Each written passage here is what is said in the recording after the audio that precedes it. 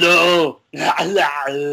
Welcome to the health potion. Get to the chopper. Or the potion, I don't know. What do you want to get to? I'm trying to do my Stallone voice without laughing now. No, I'm Stallone.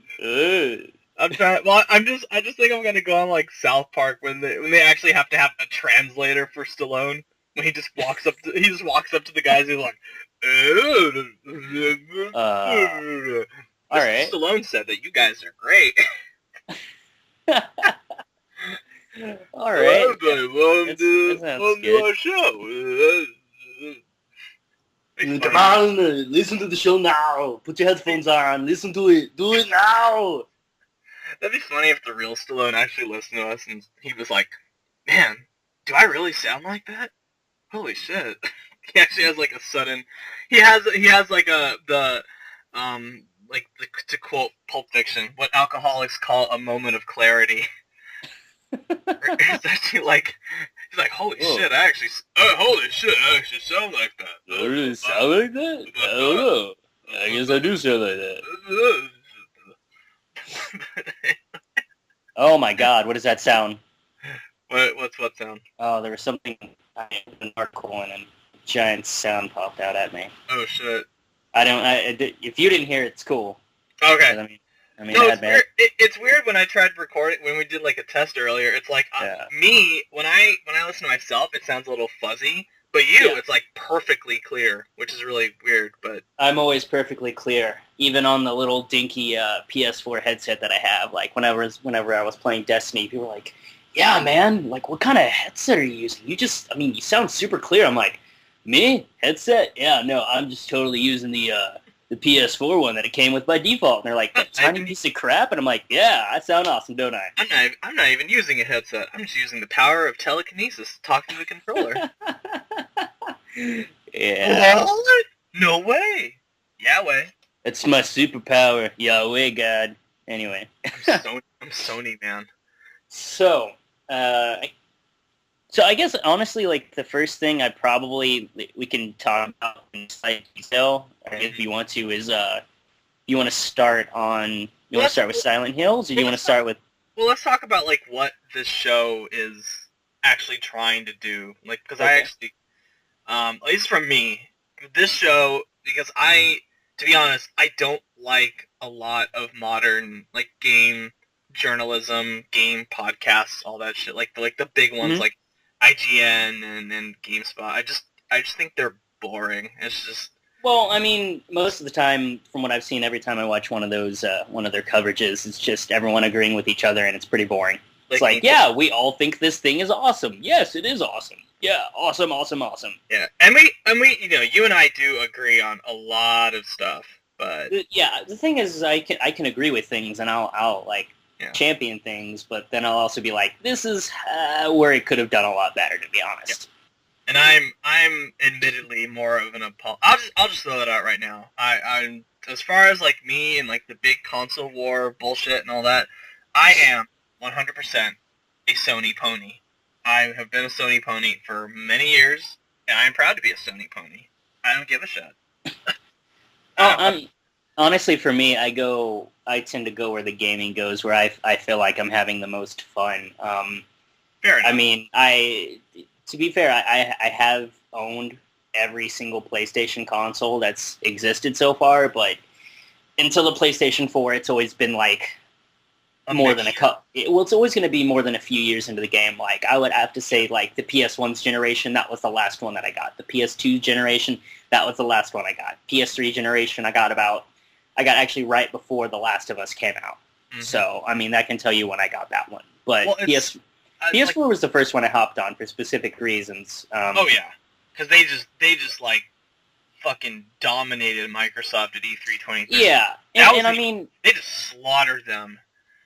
I mean, at the same time, I don't want to turn off people that don't like Sony or don't follow Sony at the same time. So, I mean, it's important to just honestly just talk about the games in general and just what each system does. Honestly, I don't really care about the console wars. No, neither do I. Some people always treat it like it's a new thing and that it's like It's like a part of the moment. It's like something to stand behind. But honestly, I've been dealing with the console wars going all the way back to Sega versus Nintendo. So I'm just used to it. I've always tried to own multiple consoles for the games. So I just want to play. I just want to have fun with my games. You know. Yeah. Well, mainly because I didn't really have a choice when it came to Xbox or PlayStation 2, because I always enjoyed playing Xbox when I was a kid at Toys R Us. Yeah. Especially when they had, like, a lot of people don't know about this game called Blinks the Time Cat, or, I heard about that. Blinks the Time Cat. If they ever made an HD, like a reboot of that for the Xbox One, I would buy an Xbox One just for that. Yeah. That was one of my favorite games growing up. Yeah. Well, the strange thing is the past couple of generations, I've really veered away from Nintendo. Nintendo used to pretty much be my default. It was always the first console I would get out of the generation. It's not like I'm not trying to hate on Nintendo. It's just because maybe it's just my interest. I really wouldn't say that my interests have matured because, I mean, I still love all of those games that I played growing up for various reasons. So it's not like, oh, I'm an adult now, so I'm going to play the PlayStation. No, that's not how it works. It's just that, like, their interests and my interests have diverged over the past 6 years or so. Right. But the thing is, it was always, like, I want to say, I can't even remember which one I got, if I got the PS2 before I got the Xbox, because I got my PS2 in a situation where one of my stepbrothers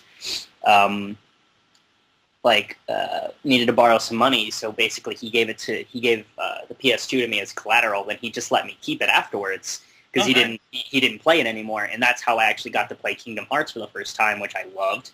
Yeah. And I was like, yeah, this is freaking awesome. Yeah, I just want to throw that out there. I am, for first time people, I am we're both big Kingdom Hearts fans. Like, just huge Kingdom Hearts fans. To me, that's probably like my favorite game series ever. I would just say my favorite thing about the Kingdom Hearts series is that it's just so, I don't know, simple and clean. I was expecting some kind of serious answer, and then you said that, and I was like, God damn it, dude.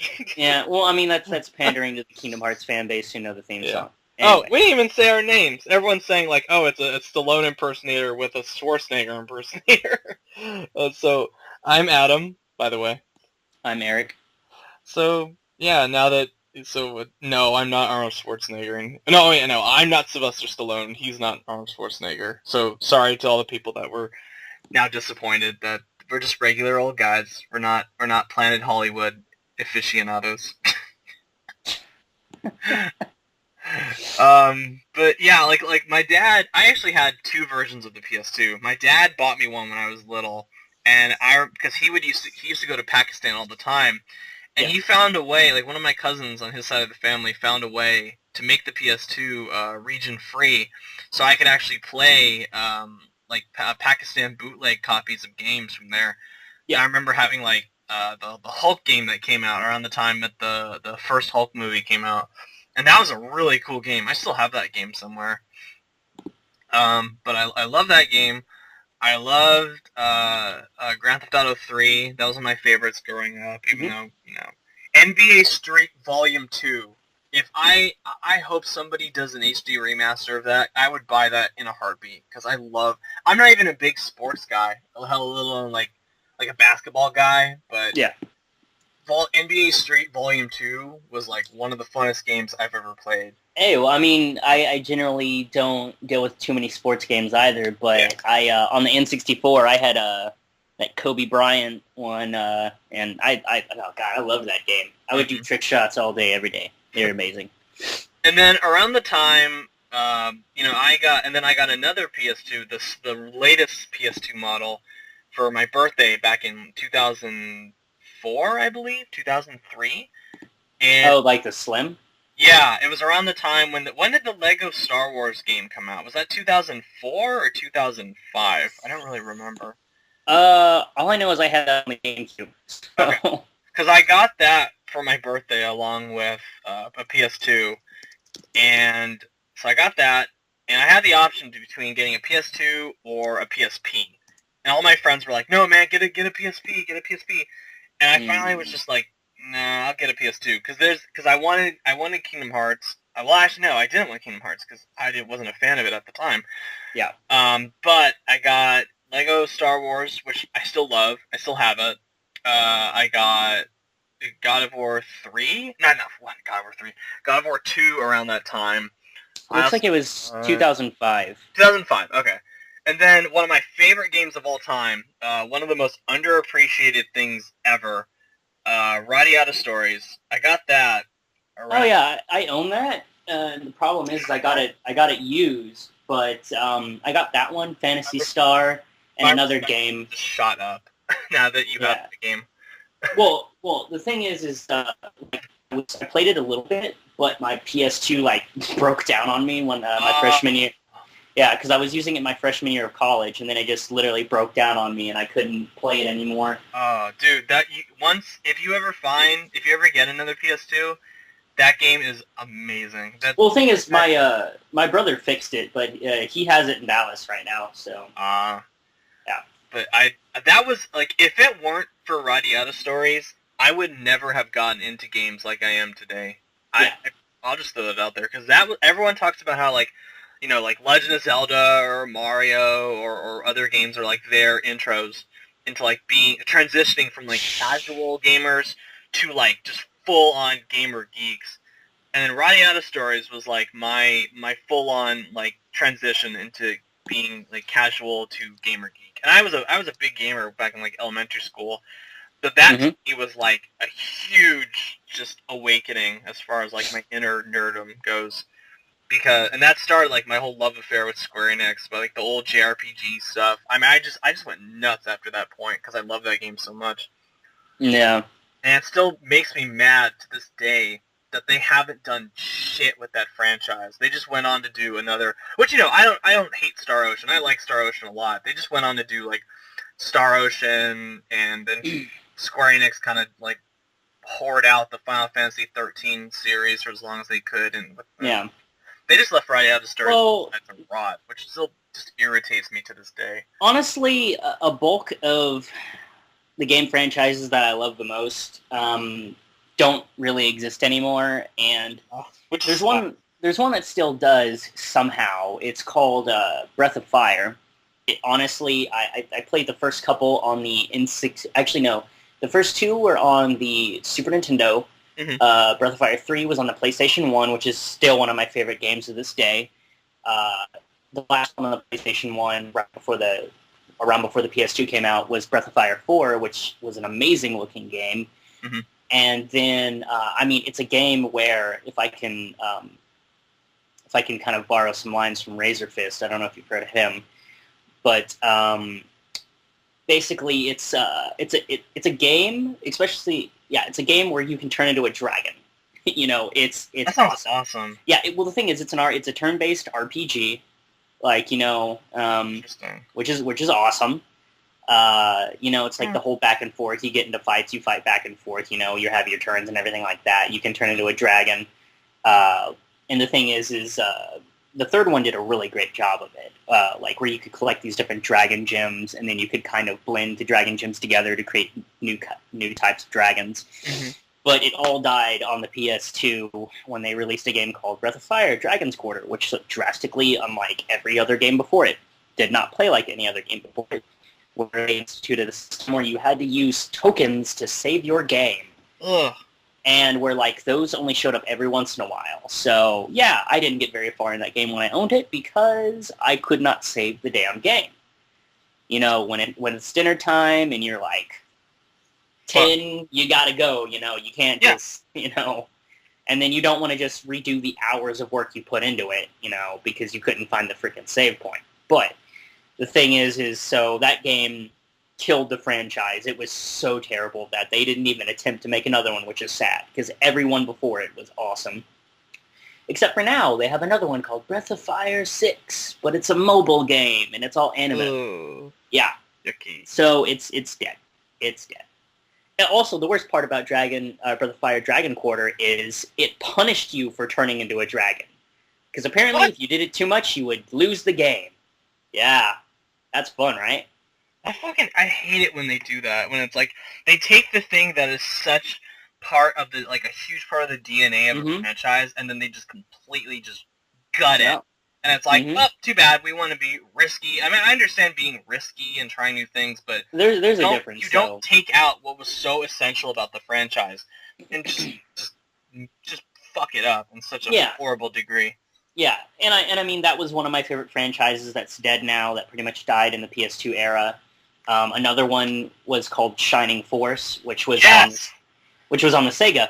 Yeah. And their Game Gear and things like that, and they actually re-released on the Game Boy. They released the first one. I wish they would have done the second one too, because I would have been all over that. But played the first one, played the second one.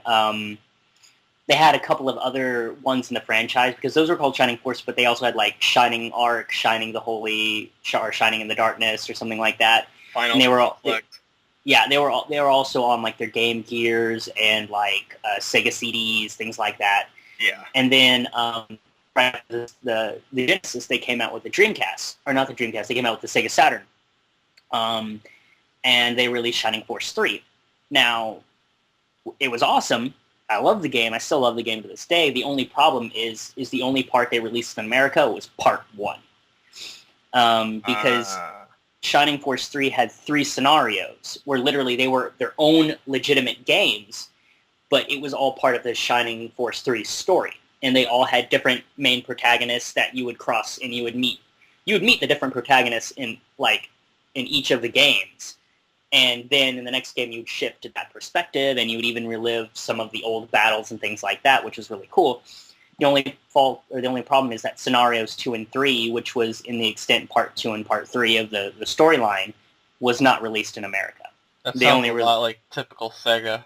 Yeah, I mean, it's a lot of reasons why Sega went under. And the only problem is, I mean, one day I'm going to go finish the game because there's like a translation available and things like that, but it's all fan stuff. Just like I need to go and play Mother 3 eventually because they have the fan translations on that one. But it's just a lot of my favorite franchises, like, Earthbound was another one, you know? Like that one just like once now he's found Ness as an amiibo. Woo! Yeah, once the N64's add-on went under, so did Earthbound 2.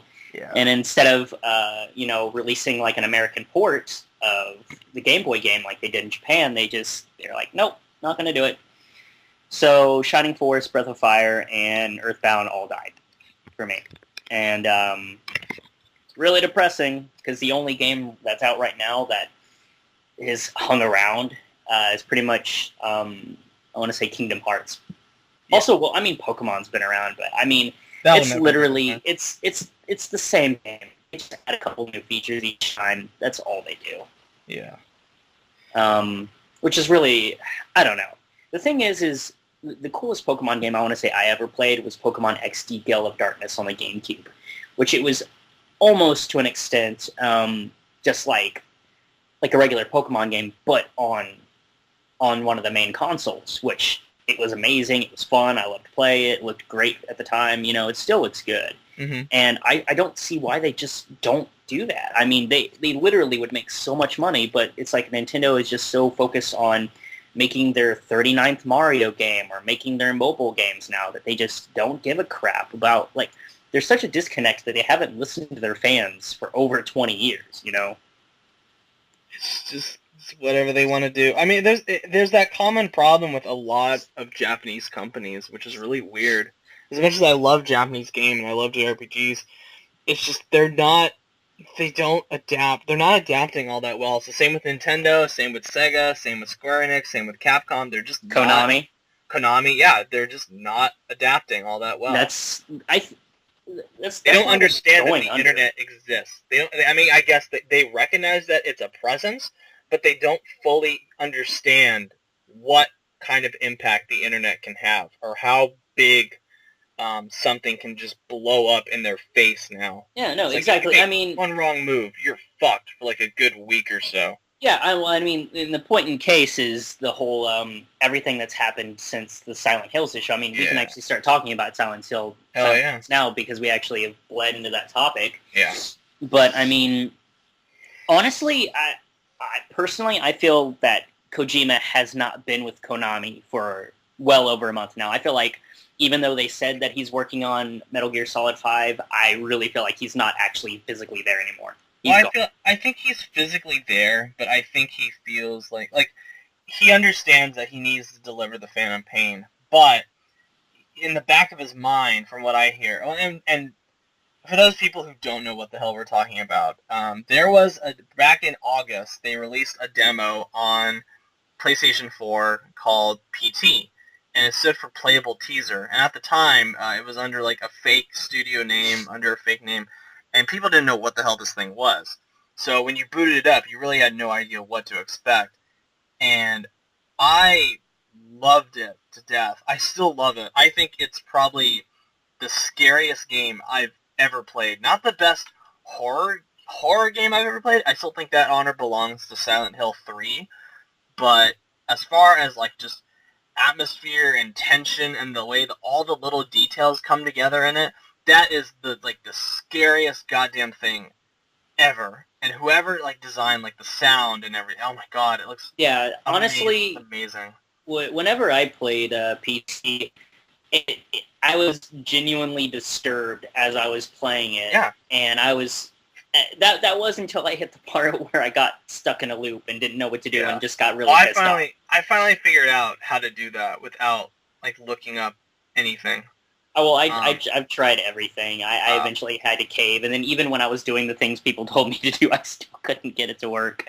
I honestly don't even know if you do have to speak into the microphone at all to get it to completion. You don't? There's an alternative. However, the alternative is still really tricky to do. It's... I just feel like, how would anyone figure that out by themselves, you know? I don't know. He said, Kojima expected somebody to figure it out within a week, but they figured it out in less than I think it was 2 hours that the demo was up. Somebody actually figured it out and posted it on the internet. Well, and that's how the news broke that it was a trailer for the new Silent Hill coming out, directed by Kojima, and then they had famous Mexican director Guillermo del Toro involved, and they had Norman Reedus from The Walking Dead, of course, who's Daryl. So a lot of people were super excited for that. I freaked out when I heard about that, because Silent Hill to me has been one of those franchises that's just been in a creative rut for the past decade or so. They haven't really made a good one since Silent Hill 3, and that was years ago. Yeah, so, I mean that was the PS2, right? Yeah, what's funny is because I got that as a bootleg copy from my dad from Pakistan, and because it was a bootleg copy, it was actually in black and white. It wasn't in full color. So in a way, man, that must have been really black eerie. and white scared the hell out of me even more. I still haven't gotten the HD collection because I really don't know how I'll feel about it seeing it in color, because it just scared the living hell out of me seeing it in black and white when I was a kid. And even then, back then it was warning, this game is extremely disturbing and not for young audiences. Parental discretion is advised. And I was like, fuck yeah, let's do this. So I was not expecting just the shit that went on, especially the whole thing with the mannequin room. Oh my god. Oh, I hate that part so much in Silent Hill 3. Just the whole part where you're walking around and then there's all these mannequins, which I hate to begin with. So, and then you hear a scream and then the thud, and it's oh my god, get me out of here now. I want to go home, please. And to be honest, I've never gotten that from a Silent Hill game until PT, where it was you just want to get out. You're just please God, get me out of this house so I don't have to keep doing this.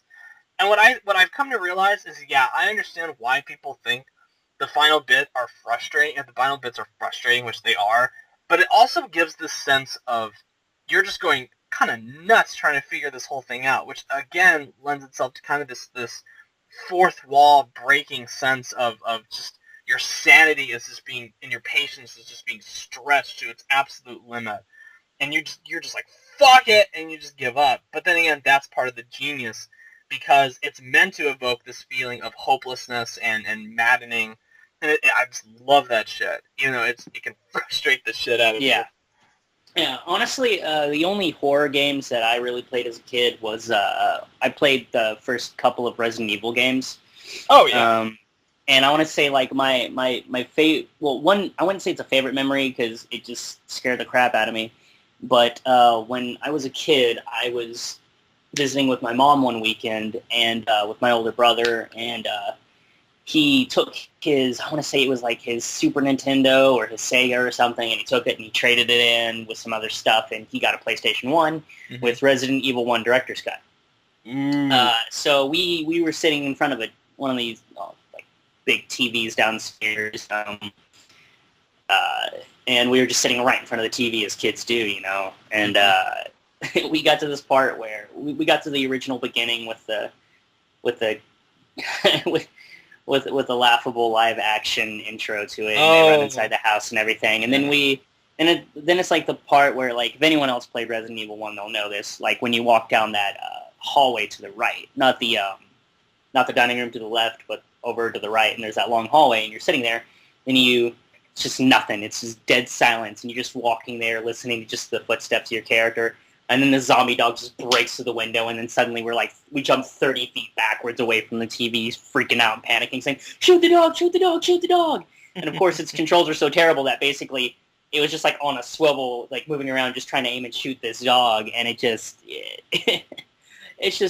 that's one of my first memories of Resident Evil was just that. And I mean, the only one I've actually enjoyed was Resident Evil 4. But yeah, 4 is awesome. I think everyone agrees that's like... That's the good one. Yeah, that's like one of the best, if not the best in the franchise. Yeah, well, because the problem is all of them since then have been pretty crap. They've been they've turned into third-person Call of Duty zombie murderers. True. That's all it is. True, but I don't think they're horrible. I mean, I don't really like 5. I really don't like 6. But I wouldn't go so far as to say like I hate any of them. Because that kind of like hatred I reserve for stuff like Call of Juarez, The Cartel, or Watch Dogs, or stuff like that I just cannot physically stand. Stuff that just makes me sick.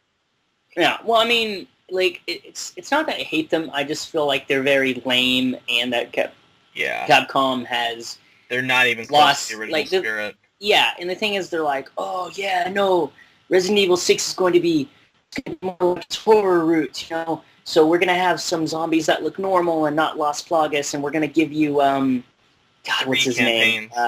Yeah, the thing is, which is so weird that bothered me, is instead of feeling like one giant interconnected campaign, like the way they should have, like where basically you play a stages 1, then it switches to other characters, then you switch back to them later on. It's like, we're just playing you pick the campaign and then you just play it, you know? It's like, no, I want, you know... I mean, having Leon back was cool. Yeah. But... It feels like the Birth by Sleep of Resident Evil without any of Birth by Sleep's charm and fun and all that stuff. Yeah, I mean, I would say the Leon parts, I liked it, except for somehow him having a romance with Ada Wong. I'm like, I don't mind them having a romance. It's just I don't know where the romance came from.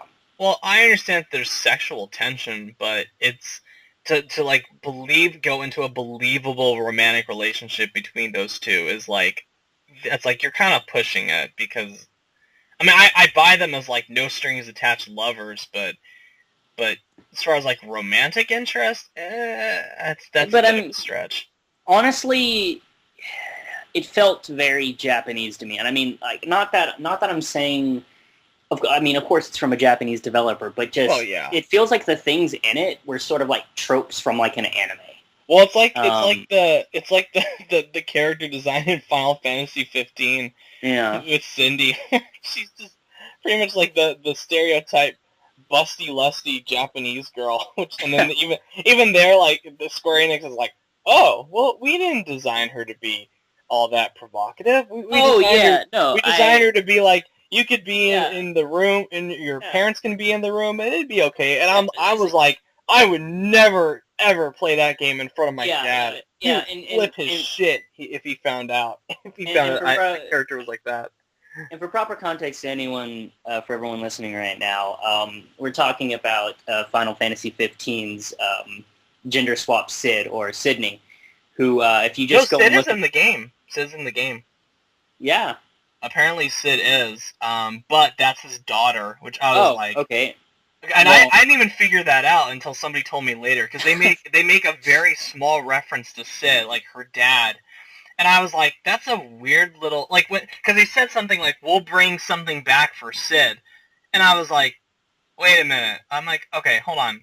Aren't you Sid? Aren't you like the female Sid? And then it's like, no, Sid is in the game, but that's Sid. Cindy is his... or Sydney, I don't know what the fuck they're calling her. Sydney or Cindy. I think it's Cindy, where Cindy is his daughter, which I was like, oh, that makes sense. Well, I mean, the thing that just really threw me off is that they were saying, like, oh, no, like, she wasn't supposed to be sexualized. Oh, yeah. You look at her outfit for, a second. She might as well have been topless. Yeah, and I mean, her underwear was showing and everything, like, too. I mean, you could see, like, the straps from a thong. Dude, she was bending, like, every time you go to the gas station, she was bending over in front of the car. I was like, come on, guys. Like, and even they had to say, like, I guess it was worse early on, so that was, like, a toned-down version. Was she, like, not wearing anything? Was she basically just, like, Ivy from Soul Calibur? Might as well have been Dead or Alive or something. Yeah. Like, have Sydney and Dead or Alive playing volleyball and fighting in a bikini or something. That's pretty much the level, I guess it was, before they toned it down. Like, the jiggle physics were so insane. I was like, wow. Yeah, and then they say, well, it was designed by men. I'm like, yeah, so if you're trying to do a better job, you failed miserably. Yeah. Well, I mean, there's that difference with, like, and we're getting off topic with the Silent Hill thing, but fuck it, whatever. The whole thing with, like, the culture difference, which I understand. I guess the Japanese weren't really all that fazed by that. Americans weren't even all that fazed by that. What was weird is that the European audience, that was, like, their biggest problem with the demo, is that she was so, like, hypersexualized that it just bothered the hell out of them. Well, and if she is a strong, developed character in the final game, then I guess I have no real problem with it. But the way that they do it in episode 2 Sky, it was like, is she really going to do nothing else other than bend over and fix my car? I mean, what is this, like the Japanese Megan Fox from Transformers 2 or something? Optimus Chan.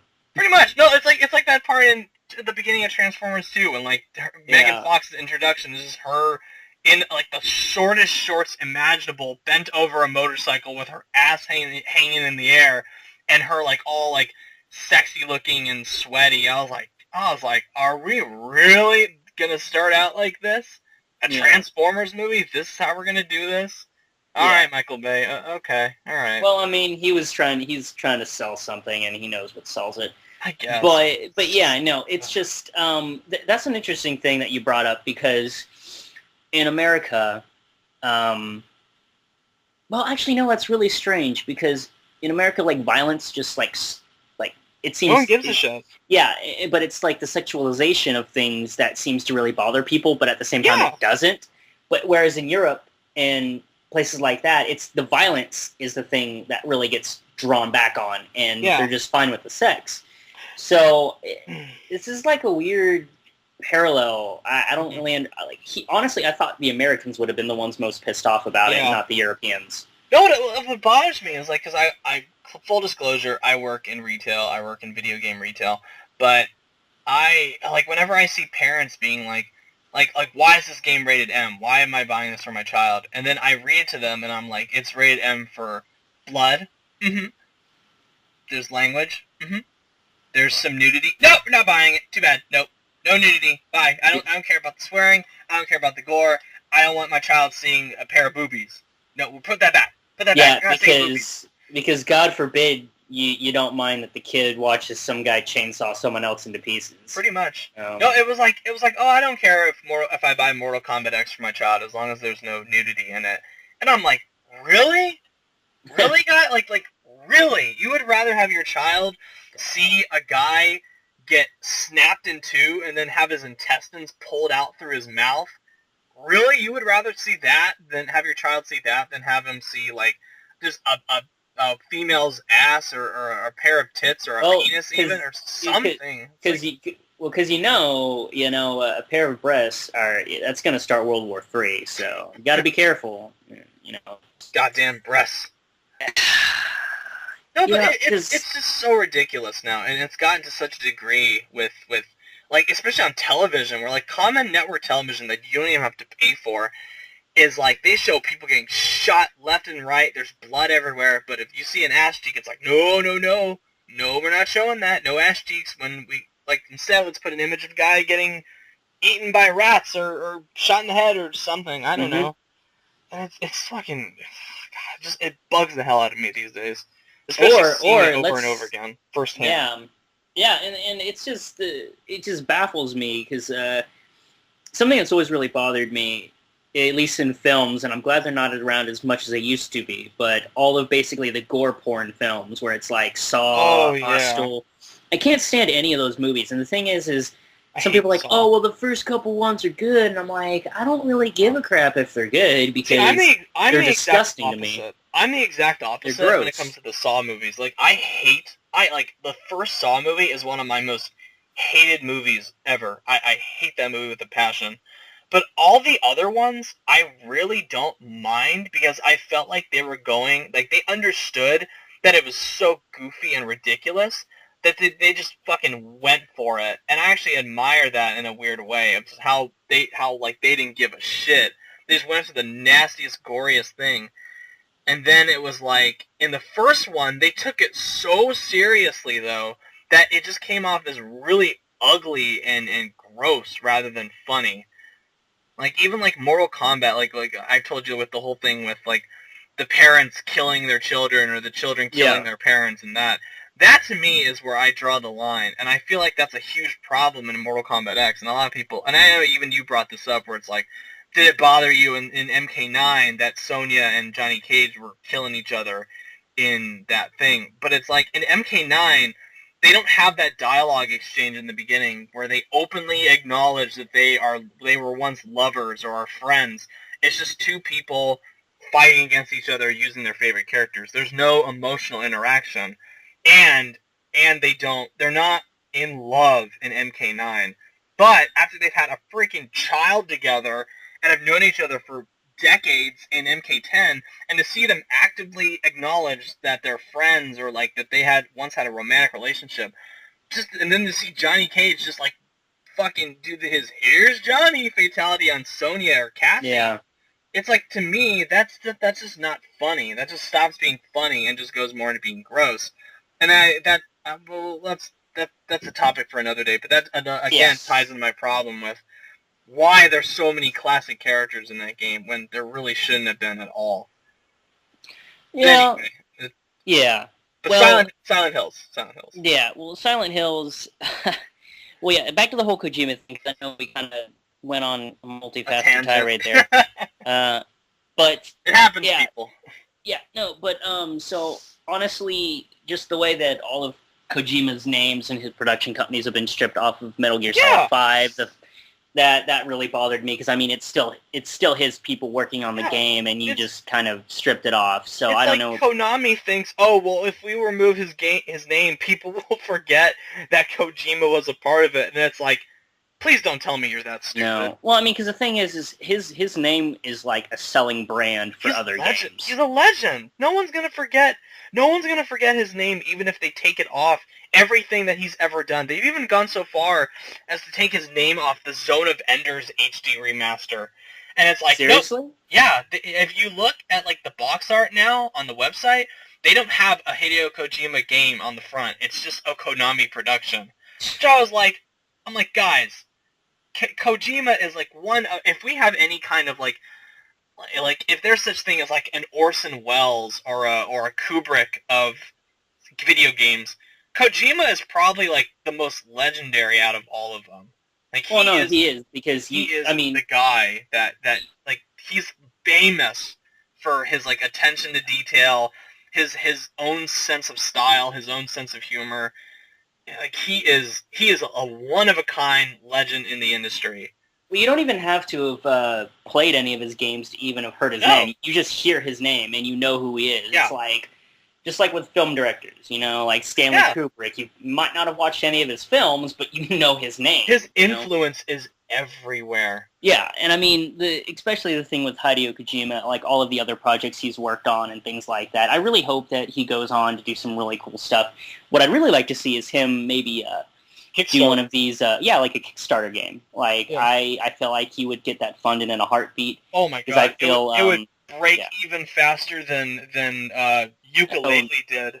And the Banjo-Kazooie spiritual successor. Yeah, it like, if Kojima, I guarantee you this, man, if Kojima ever, made a Kickstarter with Del Toro and Reedus for a new... Oh, it would happen in a heartbeat. Oh my god, a new horror IP similar to PT, it'd be funded just like that. Snap their fingers, it'd be done.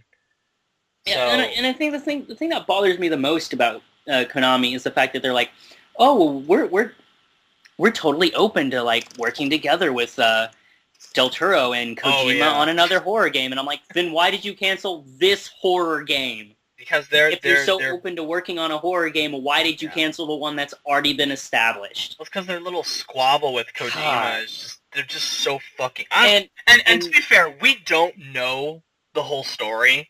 We really don't, because both parties have been so silent about it, is that they haven't acknowledged in any way what's going on. But from, just from, like, it's so obvious that there is something nasty going on between Konami and Kojima. You can tell. Oh yeah, I mean, honestly, I feel like this is this year's sort of like internal debate, like what happened last year with it's with Bungie and with Marty. What's his name? Marty O'Donnell. Yeah, where basically they kicked him out of Bungie and cut him off for no reason, working for Destiny. And I don't know. Honestly, I feel like I don't know the whole situation on that one, but they were more vocal about that than what's going on here. I feel like I don't know if it's like a sake of pride or just professional respect or just being professional. But the way that Konami's gone and stripped Kojima's name off of everything makes me really feel like they're being the petty child in this situation, not Kojima. And you never know. Kojima could be, and everyone likes to bag on Konami, rightfully so, because they are fucking up really bad. But you don't know that Kojima might have a hand in this squabble. Oh, no. I 100% admit that he's probably a prick, because his ego is gigantic. I wouldn't go so far as to call him a prick. I would just say that maybe you don't know that he I said he could be. It could be. Yeah. Because, he inserted himself into that paid demo last year. Yeah. And it's the goal of it. It's like, what took you so long, Snick? Yeah. It's like, dude,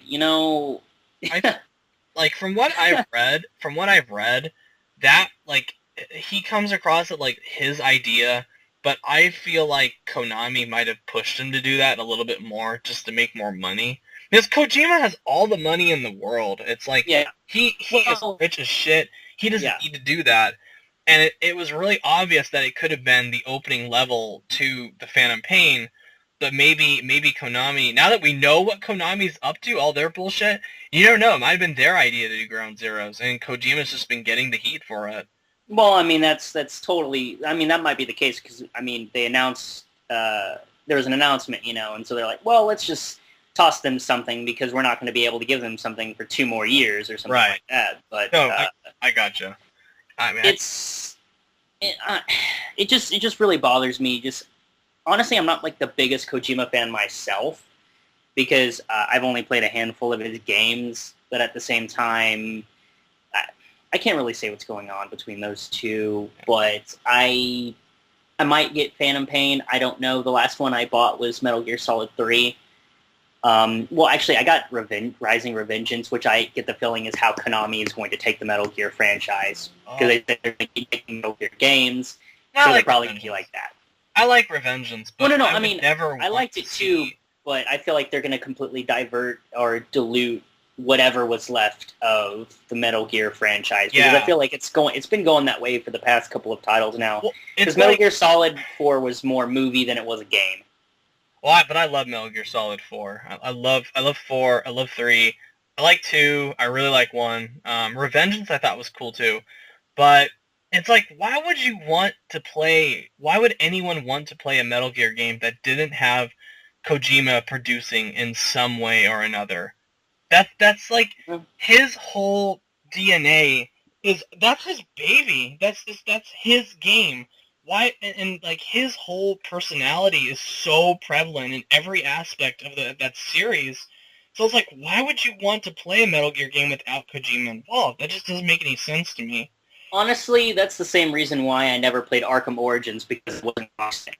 Yeah. Well, I still had my doubts about that, and even it's not a terrible game. It's not even close to Arkham Asylum or Arkham City, or probably not even Arkham Knight.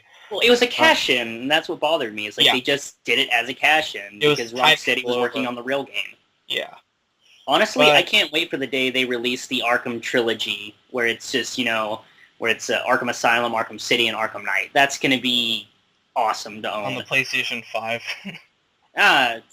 Honestly, that would probably, it might even show up on the PlayStation 4, like a couple of years down the line. Maybe. Well, that's because now they're doing a Call of Duty Black Ops 1 and 2 pack now that they just released that.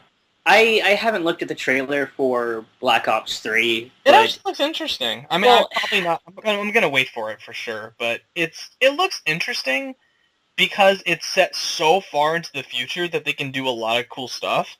But again, I said the same thing about Advanced Warfare, and I really have no desire to play that. Yeah, that's the thing. Like, a couple of the Call of Duties, they always, I mean, they were always different from each other. Like, not Sledgehammer, but, Treyarch. Yeah, Treyarch was doing the past games, and then they started with Black Ops, and the first one was still in the past, and then kind of semi-modern day. Yeah.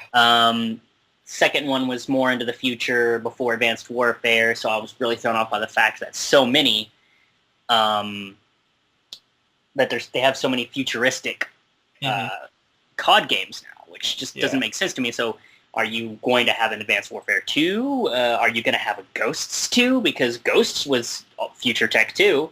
Mm-hmm. I just don't know what they're trying to do with their franchises, and if they don't actually differentiate enough in their franchises themselves, like, that could be the World War II game, or that could be the World War II COD. That's the future COD, There's a reason to play it, but if they're basically all the same flavor, there's no reason to touch it. Yeah.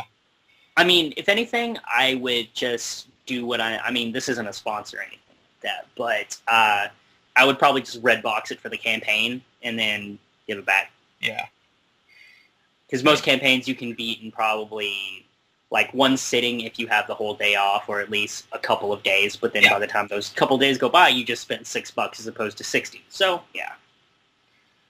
But man, it's just heartbreaking now that we're not going to get the Silent Hill game that I've been waiting for, that a lot of people have been waiting for. It was years now. Honestly, it probably would have been the very first Silent Hill game that I would have ever purchased. Yeah. So. I was totally on board to get it, and I even like bought.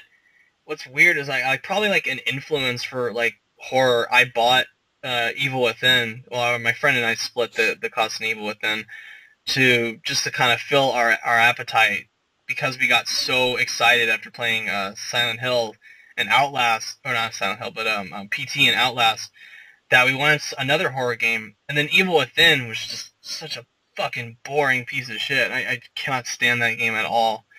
But yeah, man, it's like all the potential in the world, and even like what I noticed is that they took an element from all the major forms of visual entertainment. Now they took something from, because they have you have Kojima representing the video game side, you have Del Toro representing the cinema side, and you have Reedus representing like the TV side. So all three elements, everybody can like recognize a part of what is in Silent Hills. And it's like this big collaborative effort between all three of them. So it has a universal appeal beyond video games. it's a property that people people outside of video games recognize. Where when you hear the name Silent Hill, you go, oh yeah, I know about that. I mean, I've never played it, but I know what it is. So, and for people that don't know who Kojima is, there's always like the appeal of Del Toro being involved. There was the appeal of Reedus being involved, and it was set to be. It was like a dream match made in heaven between Del Toro and Kojima. Because if you have Kojima focusing on like the gameplay and then the horror aspect, you can have Del Toro making like the monster designs and the creature environment designs, which he's so good at. If you've ever seen like Hellboy or Pan's Labyrinth. Yeah, no, that's one of the things that would have been so exciting to see Del Toro's take on that universe with all of its different creatures. It would have been enjoyable.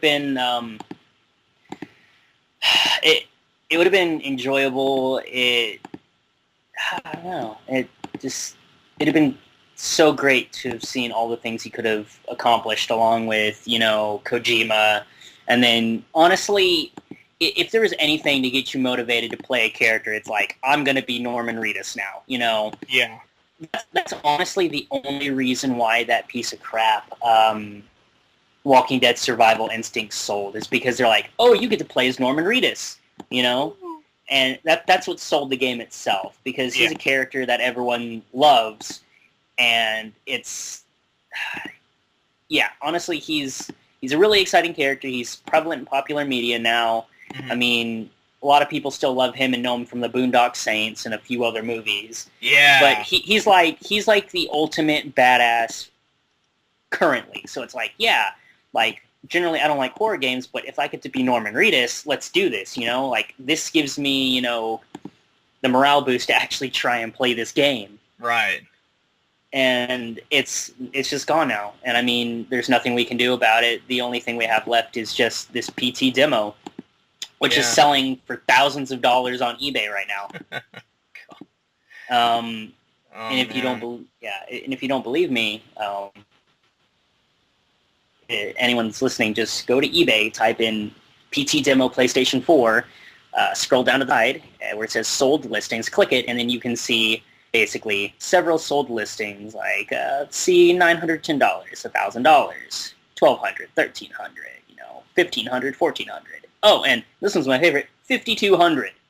$5,200. It's literally at this point, I re-downloaded the PT demo because I'm a collector of sorts, and knowing that it was going to disappear forever, because that's something else we haven't talked about yet, is the fact that Konami, on their further,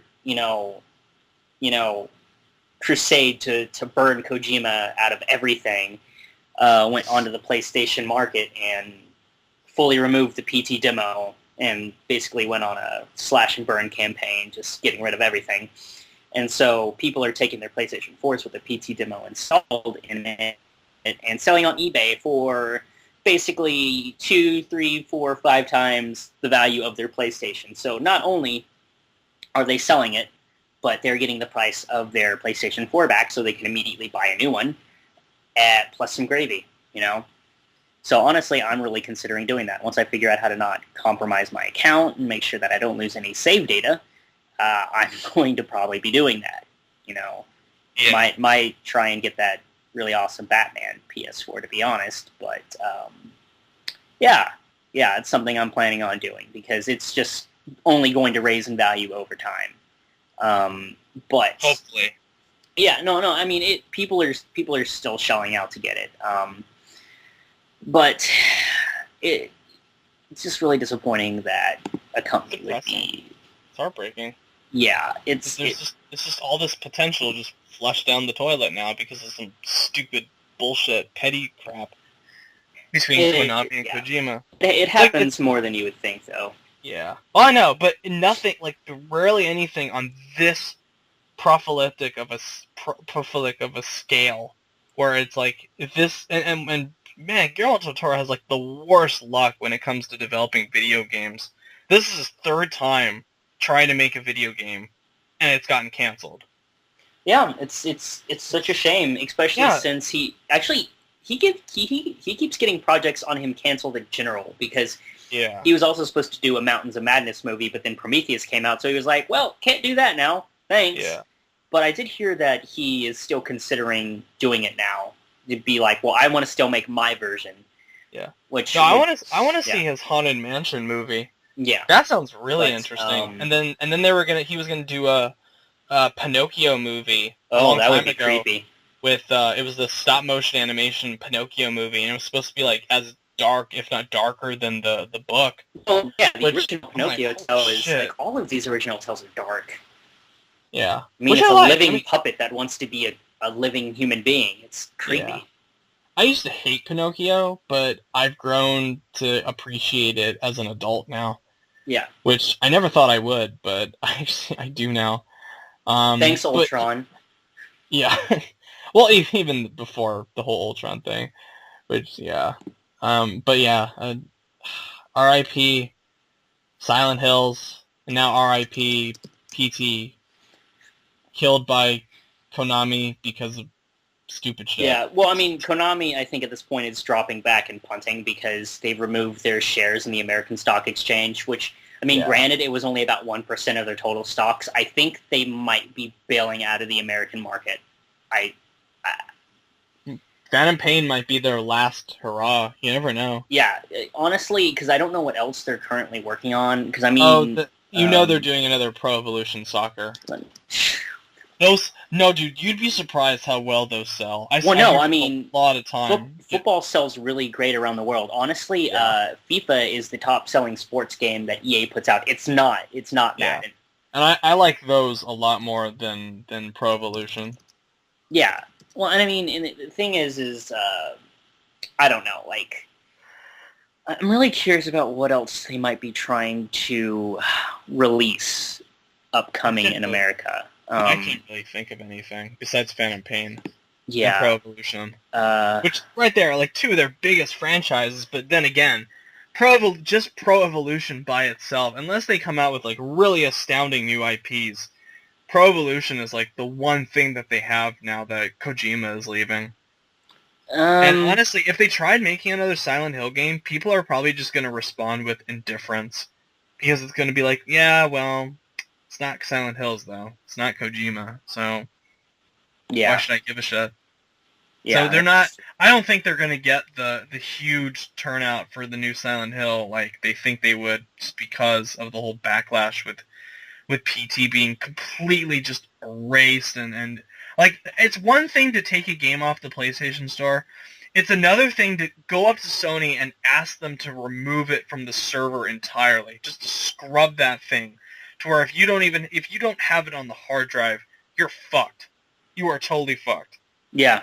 It's non-existent. Yeah, it's one of those it's gonna be one of those urban legends now. Yeah. Well, I mean, even if you look at their list of upcoming games, I mean, they only have really Metal Gear Solid 5. Yeah. And I don't know what else they're doing. I mean, odds are they're doing things, but... And even that doesn't have Kojima's name on it. Yeah, honestly, I think Konami is... actually, I heard a weird rumor that they're doing really well in Japan on, like, you know, like sort of like arcade gambling machines and things like that, like pachinko machines. So that's what I've heard too. I wouldn't be surprised if they're not doing so well in the video game market that they might back down and just do that, you know? Yeah. And because the thing is Sega's backing, they're just going to be doing PC games pretty much. I mean, like, all of their console games just massively fail. Their handhelds, I mean, I think they're still doing okay, but... not all of them. I mean, Alien Isolation was a decent success. Was that Sega, though? Yeah. Okay.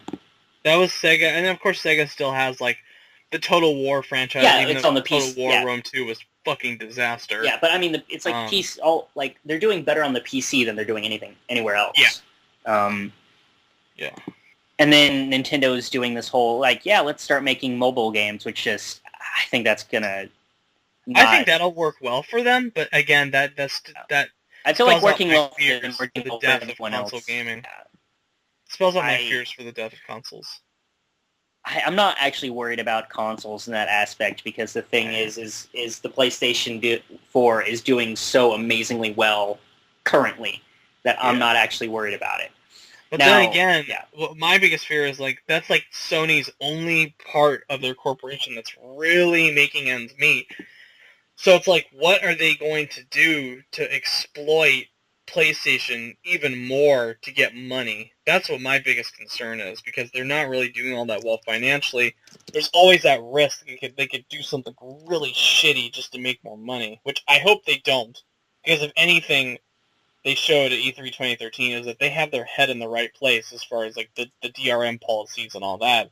Yeah. I'm not expecting them to turn around and be like, oh, nope, DRM on the PS4. Nope, there you go. No, sorry about that, folks. I don't expect them to do that. But you never know. They people do dumb shit for money.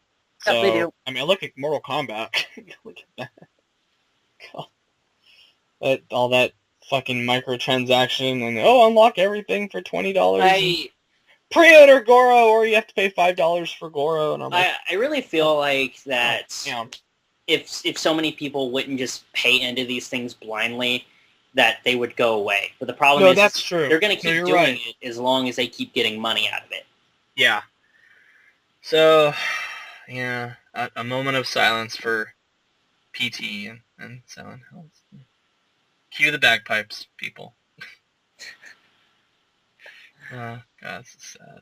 Not really as sad. Like, I really ever, like, get sad when it comes to a game being canceled or a company going away, but yeah, it's it's heartbreaking because there's all this potential for something really cool, and then they just the most minor, well, maybe not the most minor, but just this boardroom squabble bullshit is just the thing that just tears it apart and just destroys it.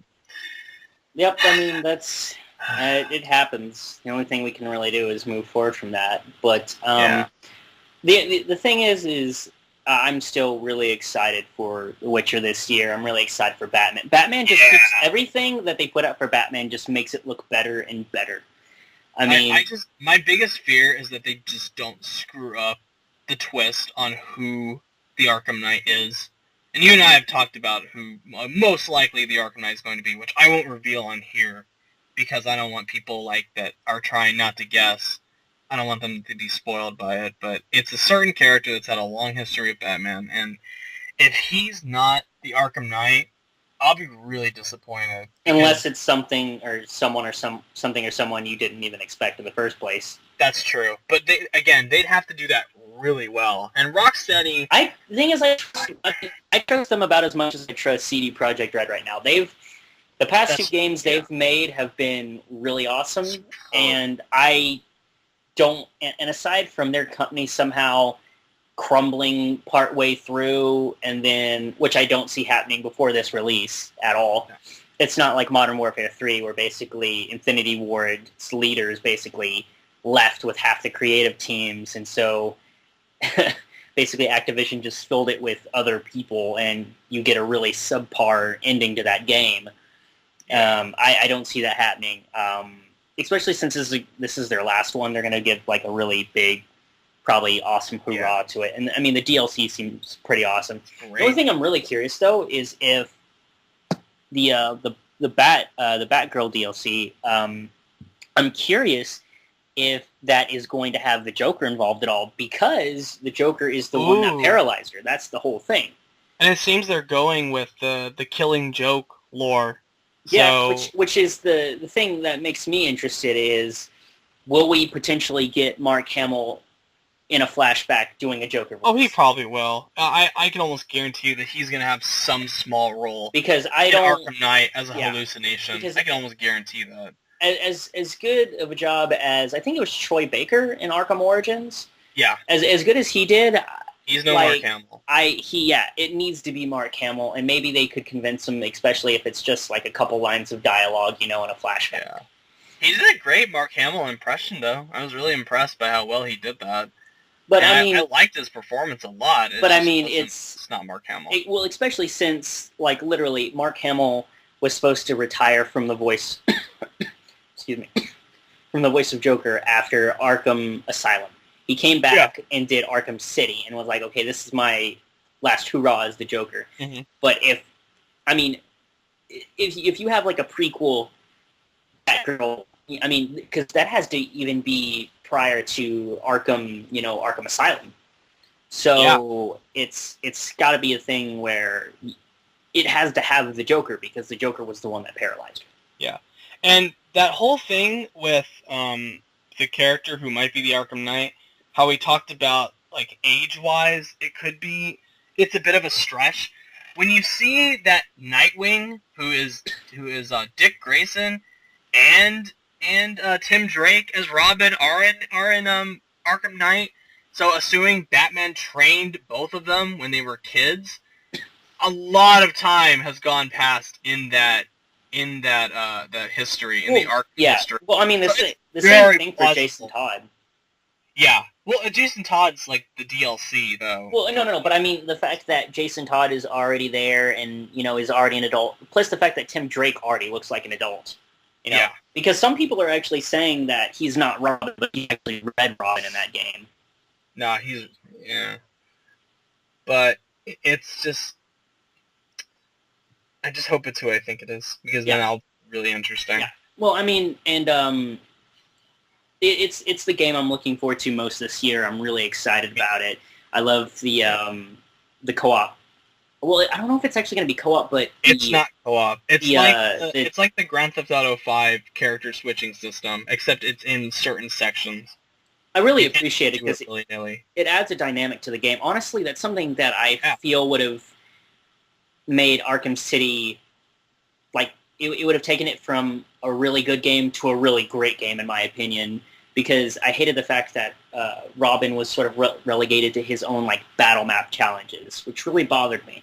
See, I didn't mind that, because to me, Arkham City is like the Batman version of Escape from New York. Yeah. So it just would have been weird going to a different character other than Catwoman in the story, because Catwoman has like a big part to play in it. I mean, if without Catwoman, Batman would have died in that game.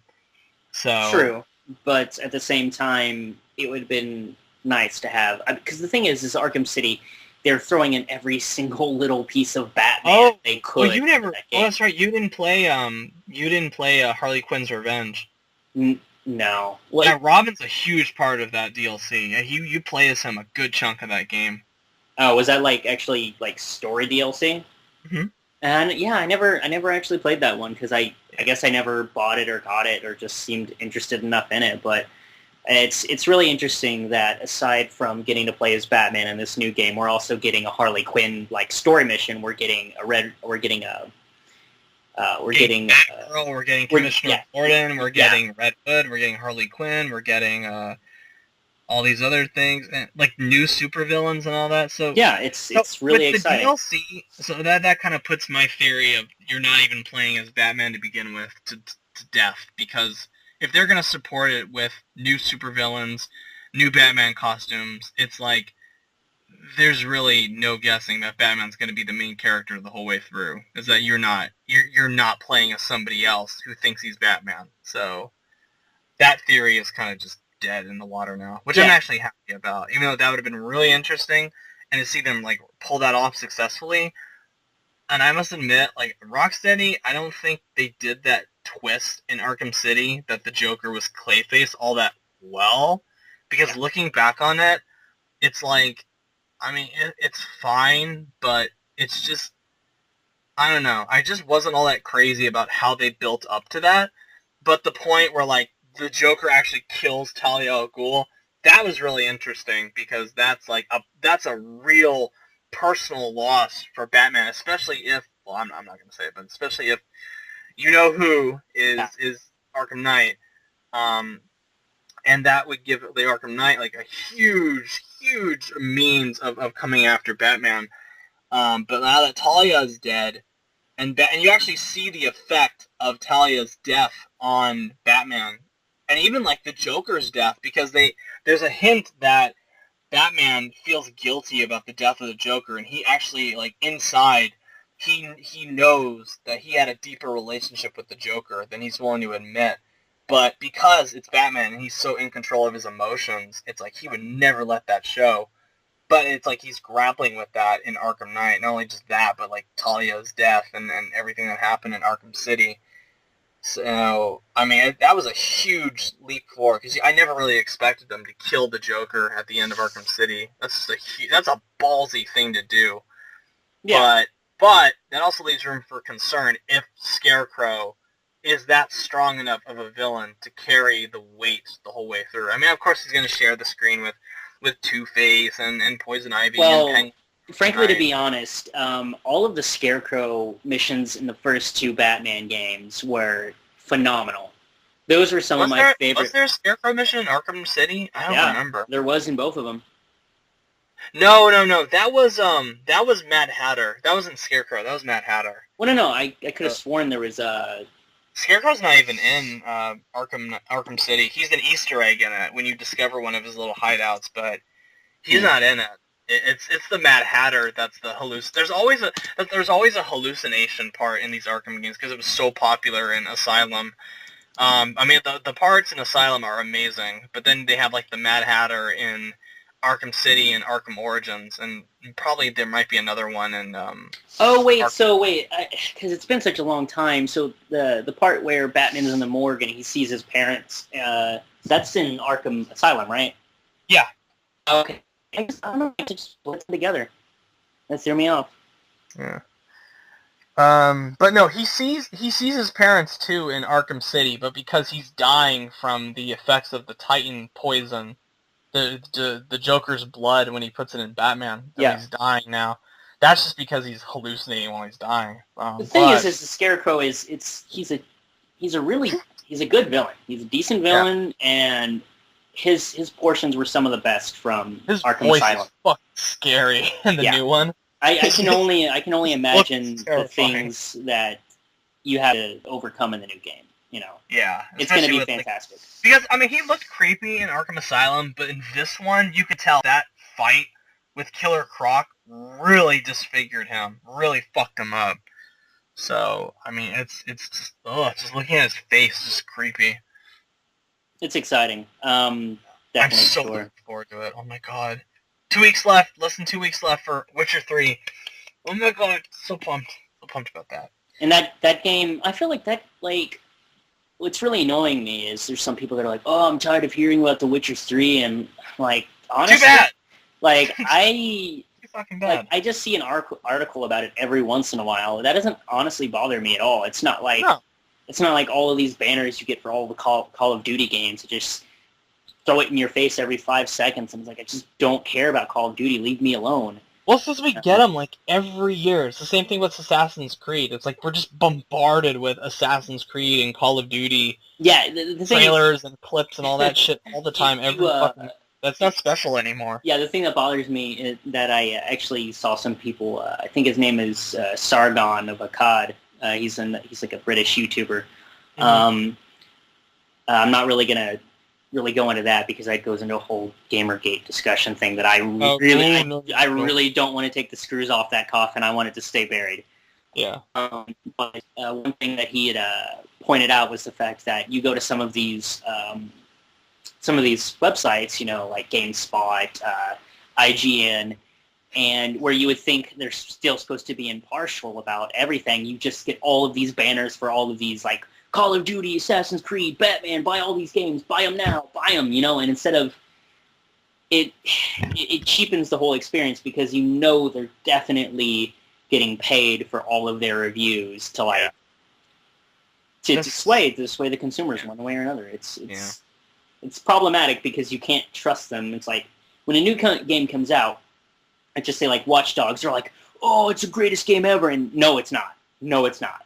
It's a piece of fucking shit. Yeah, it's a terrible game. I mean, I say it's terrible. I mean, everything works pretty much the way it's supposed to, but the story is so terrible, and the things and the implications of things they do are so terrible, in my opinion, that I call it a terrible game. They're out of date. Where it's like just this brainless bullshit that goes on in Watch Dogs when they have no. I'm not gonna talk about that because it's just gonna make me. Anyway, but I feel like we could probably move on to a different topic at this point. Something that's like more lighthearted and fun. Let's talk about the Avengers. Okay. So I've seen Avengers: Age of Ultron. If you didn't know which one I was talking about at this point, I've seen it twice. No. We've seen Avengers Infinity Wars Part 1 and 2. Yeah, They're great. Totally go check them out. I've seen it twice now, and honestly, it's a really great movie. I don't feel it's as strong as the first Avengers, but at the same time, I feel it's because Joss Whedon was probably forced by Marvel to try and set up 3 to 4 new movies within that movie itself. That's not even up for discussion. Yeah. He has fully come out and said Marvel would fuck with my shit if I didn't put in like the cave scene and the nods to Captain Marvel and the Black Panther and all that shit. Oh, the thing is that I've found out since the release of the movie in this past week, especially just today, about a couple different things that was actually supposed to happen in the movie, is that Joss Whedon himself wanted to have Spider-Man and Captain Marvel cameo at the end of Age of Ultron. Yeah. He wanted to do it, but Marvel would not let him.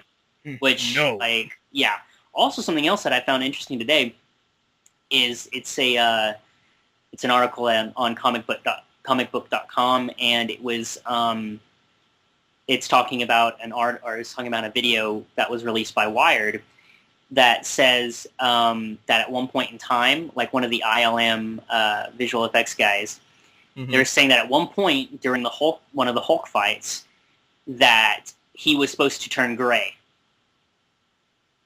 Ooh. Yeah. So, in that basically it didn't, because so it says Wired has released a new Avengers Age of Ultron video detailing the visual effects that Industrial Light Magic ILM put into the film, because, they can do that now, Disney. It also revealed that the Hulk was originally supposed to turn gray at one point. Initially, Mark Ruffalo Hulk, Mark Ruffalo's character, was initially planned to turn gray when he is the Angry Hulk in the Hulk Buster sequence. That's not a spoiler. There's a trailer for that. So then it says, but hey, everyone wants the green guy. Mike Seymour revealed the 2-minute and 35-second mark. So in the end, ILM changed his eyes to make them look more sullen when he had control of Scarlet Witch. Sorry, that was actually a little bit of a spoiler. However, but yeah, no, I felt like that would have been a lot better than, just spoilers following. Mind control. It just actually having the Hulk turn gray would have done so much more for fans than anything else, and it's really disappointing that they pulled that out, because the Gray Hulk in the comics was supposed to be sort of like a dark, twisted, evil Hulk, or a truer version of the Hulk. So if I had seen that, I would have been way more excited for that fight than been like, oh, look, here's another Hulk fight, It's... good God. But, it would have been a lot better. And having Spider-Man and Captain Marvel cameo at the end, honestly, even though that would have been cool, I don't see that as it being realistic, because they haven't cast Spider-Man, first and foremost. They're so far off from the Captain Marvel movie, which I think comes out in 2018, that they haven't cast for that yet, I'm pretty confident. So unless they plan on just showing some people in outfits or maybe mentioning them somehow, if they would have thrown a mention in, I would have at least appreciated that. But who knows? And something else that I can't remember if I spoke to you about this earlier or not, or if I spoke to someone else, but there is portions of Age of Ultron that Joss Whedon had to fight to keep in it. Which really just, it confuses me, because it's the moments that I cared about most in the movie, whereas Disney... They're the most interesting. Whereas Disney, the I'm not going to spoil this for anyone, just because if you haven't seen it yet, but there was one part that, basically the moments that Joss Whedon wanted to keep in the movie itself was all of the character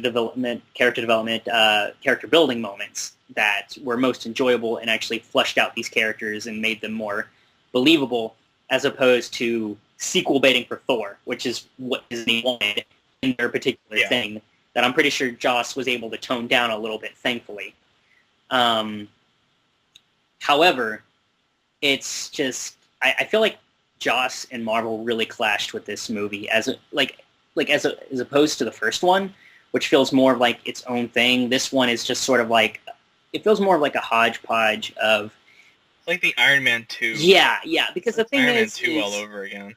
There's 3 fight sequences in the film, and I feel each of them could have taken more time off to have more character development for its characters, because the sad part is I don't think any of those 3 come anywhere near as being as like enjoyable or memorable as the final fight in the first Avengers. The battle, because I think that then that goes into my problem with Age of Ultron. Like, one of my biggest problems with the movie is that I don't think, and a lot of my problems with a lot of the Marvel movies is like I don't think any of the set pieces are all that memorable, and I don't think the action is shot all that interestingly, and it's just it feels very plain and workman-like, where it's like they feel obligated just to add in all these like scenes of destruction and fighting and shit blowing up and people just making quips left and right, and it's like, I don't know. Maybe it's because like I'm just personally getting tired of superhero movies, or especially like the Marvel ones. But it's like I just felt no sense of like passion or creativity or anything during these fights. It's not like, because in my opinion, action scenes, even if, and unless like the film is staged and has a tone in a way where like the action is supposed to be like really gritty and brutal and nasty, like the original Die Hard. Yeah. Like the fighting in that is not meant to be flashy and well, grand, actually, because it's just a normal guy. It's just a normal guy fighting these like unbeatable circumstances and winning, but he has to use it like rough and gritty, and he's not a martial arts expert, so it's like it feels realistic. It feels grounded, and it makes it more thrilling to watch because there's actual stakes involved. Well, yeah, because at the same time, the first Die Hard, I don't believe was supposed to be a Hollywood blockbuster movie. I mean, it's definitely an action movie, but it's not like the past couple of Die Hard movies where it's just been like explosions, Michael Bay. Yeah, that last one just really killed any of my interest in the franchise. Which is sad, because the first one was probably the first Die Hard is one of the best action movies ever made. I mean, I really like Die Hard, but I still think the third one is the best. With Samuel L. Jackson, Jeremy Irons as the villain. Didn't say. I love that movie. I mean, aside, we can both admit that Die Hard 1, the first Die Hard, was one of the best action movies ever made, and actually sort of set up a lot of tropes for future action movies. I don't necessarily agree with that, though. I think it's a really good movie, but like one of the best of all time. I don't agree with that, honestly. I personally don't think that. I think, like, and I know, like, someone called me out on this a long time ago. I think The Incredibles is, like, one of the great, I think is a much better action movie than Die Hard is. Which, sounds probably like a shot at Incredibles, but I love The Incredibles. So I think that movie, like, the action in that is a lot more, like, memorable, and the characters are a lot better. But it's like, going back to like Age of Ultron. All right, wait. So when you say The Incredibles, are you talking about the Pixar film? Yeah. Yeah. I do. I think that's one of the best action movies ever made. Let alone like one of the best, probably like next to The Dark Knight. Well, the thing is The Incredibles is a superhero movie. I know, but it's also an action movie. Well, there's a bunch of action. I mean, that's true, but then we could also say that one of the other superhero movies. Let's just say, for example, I could say I thought Iron Man 1 was the best action movie ever made, but but that also falls into the superhero genre. But you also have to look at what the first Die Hard actually did. I mean, there's been a lot of other movies where it's sort of like one-man armies, but it's been really unrealistic at the same time. Whereas Die Hard, it's like it's this one guy facing like this classic villain at this point in time.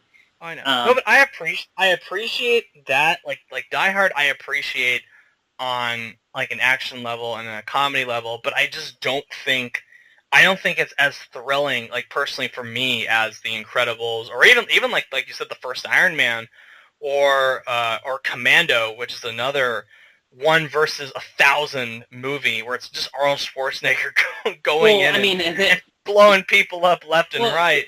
But to me, that was more entertaining than Die Hard ever will be. At the same, well, if we're kind of going into that, I mean, I feel like we have to kind of we kind of have to separate them, because there's like The Incredibles, Commando. They're supposed to be over-the-top action movies, whereas, I mean, there's a lot of action in things in the first Die Hard, but there is the chopper explosion on the roof, but it's not supposed to be a grand scale, no, it's not. Action movie. Also, if something else, like, I want to more compare Die Hard to First Blood, the first Rambo movie, because for people, if you haven't seen it and you just hear Rambo, you're going to think, I'm Rambo, I'm going to go kill everybody, They think of Rambo 3. Yeah, the thing is basically Rambo became a parody of itself. Yeah. But I really liked that last Rambo movie, though. Crazy. Just Rambo. Yeah. Well, that was crazy. That was an okay action movie, but the thing is the first Rambo movie wasn't. It had action in it, but it wasn't. It's more of a drama. Well, yeah, no, because it's a psychological. Well, it's not a psychological drama because it's not trying to screw with your psyche, but you're dealing with a character that's broken. It's a character that's come back from the Vietnam War, or we call it conflict, but it was a war. Well, that's more of a I would argue that Rambo does have elements of psychological drama in it, because it's dealing with a character that is internally suffering inside, and it's all about him getting over like the horrors that he saw in Vietnam and all those. Like, he's clearly not the same character in First Blood than he was in the sequel, because in First Blood one of the most people like to make fun of Stallone for it, and the movie basically where his old. He's a good actor. He's a really good actor. There's a scene at the end of First Blood where basically Rambo was treated by crap and cops assaulted him, and he basically broke out and he started having he has major PTSD issues, and so he just basically freaks out and starts having flashbacks, and he goes out and he's being chased in the forest and things like that. But around the end of it, he doesn't kill all these people. Yeah, he's not going out of his way to kill people. Well, he accidentally kills one guy. But to be fair, that guy had been trying to actively kill him. Yeah, true. And but then there's the cops on the side of the road too that he kind of hits with the truck and they blow up, and it's there's no way those cops walked out of that. And the thing is at the end he's destroying this town, and I think he's more or less trying to destroy himself because he wants it to end. And his old army commander has to step in and tells him, "Hey, the battle's over," and he just starts breaking. Breaks down and starts crying.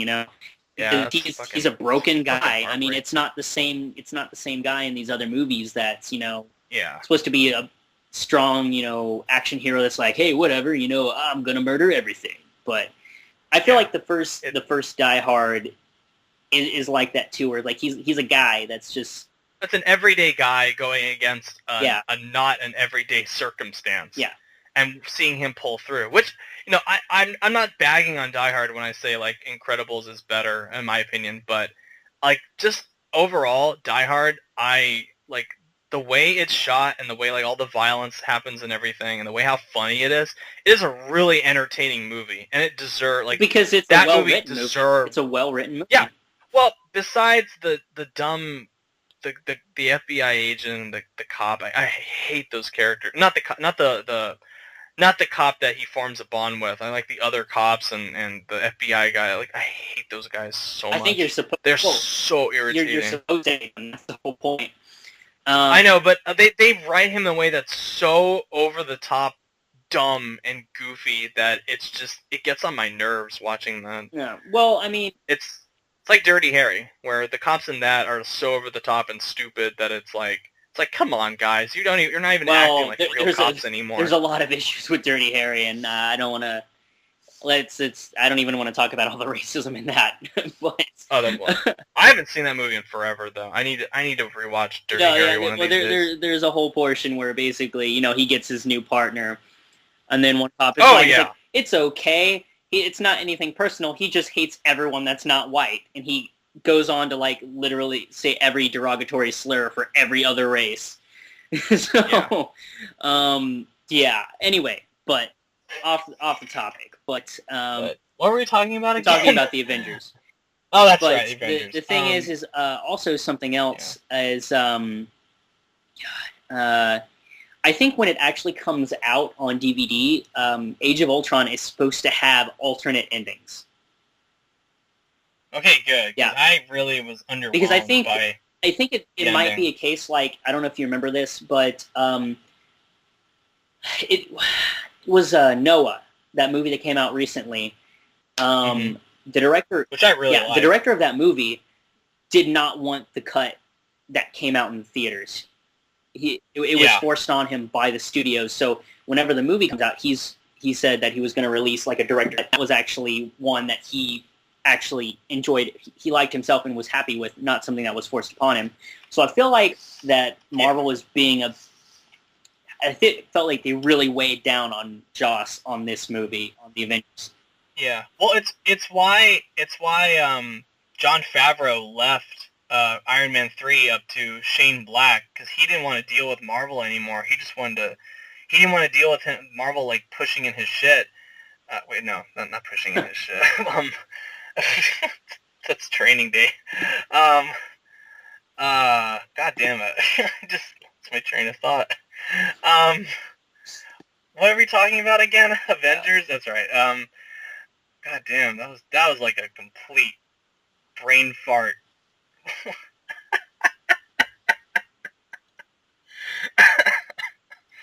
But the way Marvel came in and told Favreau like, oh, you need to include Nick Fury, you need to set up the Avengers in Iron Man 2. When you had like all this other shit going on, it just felt overstuffed and out of place and awkwardly paced, and it was just a mess. And like the way I don't think Avengers 2 is as bad as Iron Man 2, but I still thought it was alright. Like, but I just was really underwhelmed by the whole thing. And the more I think about it, it's like the less I like it.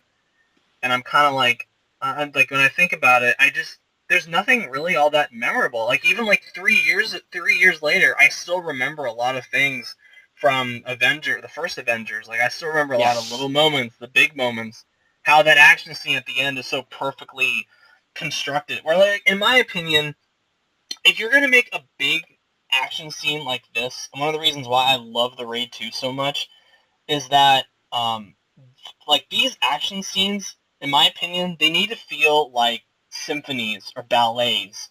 They need to have, like the highs, they need to have the lows, they need to have the little surprises in there, they need to have the moments that make people, that like the little moments, it's not only like the little moments that count, but the big moments too. So, and like it needs to have a flow and an ebb, and it needs to have a beginning, middle, and end. And to me, the action scenes in the Raid 2, the first Avengers, and even like Furious 7 all have a flow, and they have an edge, and they all feel like wonderful ballets and symphonies, and they're excellent. All the pacing is great, the timing, the build-up, I love all of it. But in Avengers 2, there's no build-up to any of it. It's all just, even like the very first scene is just boom, straight into action, and no setup, and all this explosions and shooting, and roar, the Hulk comes in, and it's like, oh, all right, okay. And then even like the last action scene at the end, it's just more roar, explosions and shit. The thing blown up and throwing around, and it's like there's no distinction. There's nothing that really stands out. If you really look at Age of Ultron, the sad thing is the bulk of the movie, it seems, was supposed to be about the action, because it seems like in all of the natural moments of a normal film, where you start slow, you build up, you go back down, you build back up again, it feels like the action is supposed to be, like the action happens in places where it's not supposed to happen. Like, so it opens in action, there's dialogue, and then there's action in the middle, There's dialogue and there's action. Actually, Mhm. there's so many fights in that movie. It's ridiculous. Yeah, someone I knew a while back when the first Avengers came out, they were like, what is the difference between this and and Transformers? As far as like action goes, it's the same thing. And back then, I like scoffed. I was like, no, man, come on, no. Avengers is so much better than Transformers. There's no way you can actually like compare the two. But here, I see what he meant because it's just constant thudding action the whole way through. And it's like, guys, this is, when you do this so much, it doesn't mean anything anymore. There's nothing special or interesting. It's just a big, like, you might as well just go into the kitchen, put a pot over your head, and just bang on the pot for like 2.5 hours. It's free, and you'll probably get the exact also same something experience. that really bothered me is it felt, I feel like there's like this large gap of time that we wholly missed, because if you look at Captain America, like Winter Soldier, he wasn't hanging out with the other Avengers. I mean, Black Widow was around, and that was it. And so at the end of that movie, it looked like Fury was going his own way, Widow was going her own way, and he was going with Falcon to go and hunt down the Winter Soldier. But for some reason, they're all together and have been fighting as a team even longer at the beginning of this movie. And somehow they've tracked down, I mean, I mean, okay, so for all intents and purposes at this point, for anyone that's listening, this is going to get spoilerific, because I feel like... if you haven't seen Age of Ultron, just stop right here, because we're going to spoil the hell out of it. Anything we're going to talk about that's going to be worthwhile is going to be spoileristic. So, so they end up at Baron Stroker's like hideout, where basically no one knew who he was. Even in the Agents of S.H.I.E.L.D. TV show, they don't know where he is. They've tracked down. I mean, that show might as well be called the Inhumans TV show at this point in time, by the way. But they found the secondary guy. He runs off at the end of the last episode before Age of Ultron came out, and he's the guy that you see at the very beginning of Age of Ultron 2 that's talking to Strucker, that I think he has escaped. So he's probably still going to be an ongoing villain and character in Agents of S.H.I.E.L.D. However, like, the big bad Strucker guy that they've kind of established in the TV show is being mysterious and hard to find. You can't track him down. He's the head of Hydra. It's just treated like a complete and utter joke at the beginning of Ultron, and that really bothers me, because pretty much that it's like, what's the point? Like, well, you're watching this TV show, so they're not going to find this guy now. And in Ultron, Hydra's just been reduced to a joke. They're not even a threat anymore, apparently. I mean, a giant half of that movie is all in Sokovia. I mean, there's a lot of good things in that movie, but I feel like it's so littered with action that they try to distract you from the good things happening in the movie. Because, I mean, there's the fight in the beginning. I want to say, what's the next fight? Because they go in. Oh, God, there's so many, I can't even, I want to say there's the Ultron fight at the party. There's the Ultron fight when he has Scarlet Witch and Quicksilver, and they go to Wakanda. Then it bleeds into the Hulk fight, like one long giant action sequence. And then there's the action sequence where they have to go and they stop Ultron from having Vision. And then there's a little mini fight with Vision. And then there's the whole end of the movie. There's so many action sequences. Whereas in the first Avengers, I mean, they all had their, like... Even that opened with an action scene, but it was like, it was a heist. Yeah. It was an interesting heist, and it was from an established villain that you already knew. And then it moved on, and there wasn't really that much action, and then there came to the point where it was Thor versus Iron Man versus Captain America, and then there was more, like, dialogue, and then it went to the action scene where Jeremy Renner attacks the ship and attempts to get back Loki and turn the Hulk loose. But I feel like... which then turns into Hulk versus Thor, and then you get to the big action scene at the end. So there's, like, maybe one mini action scene, but then there's, like, there's maybe like one in the beginning, one in somewhat in the middle, and then one big But finale I at felt the like end, and those then one made little sense, mini though. one. Those act like, I mean, the whole fight between Iron Man, Hulk. Iron Man well, and Hulk, it was like, and that shit went on and on okay, and so on. the And thing I was is in the first like, oh Avengers my when God. Thor is fighting Iron Man, I felt like that was appropriate because it's people meeting each other and like learning how to get along with each other. And then, I mean, there was the fight inside of the aircraft carrier where, like, Thor versus the Hulk. But, I mean, people wanted to see that. It's like, oh, man, what happened if Thor fights the Hulk? You mean, like, who would win? But in this one, I feel like they're like, oh, well, let's just have an excuse for Iron Man to fight the Hulk, you know?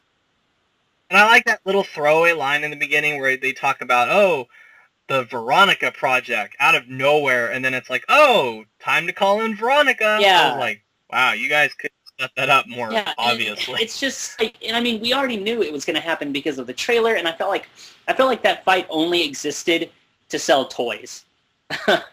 Because it's like Hulk, Hulkbuster, your Hulkbuster Iron Man, you know. I mean, granted, parts of it were cool and parts of it were funny, and I mean, if it wasn't for the little things that Whedon put into that, I don't know, like the part where he was punching Hulk and he's like, go to sleep, go to sleep, go to sleep, go to sleep, sleep. I laughed at that part. That was hilarious, but I mean, it was funny, but like even then, I feel like the humor in all these movies, they're just starting to feel routine and normal now. It's like there's no, like in the first Iron Man when it was like really funny and then Tony Stark had like a sense of humor and wit, that felt genuine to the character. It didn't feel like an obligation.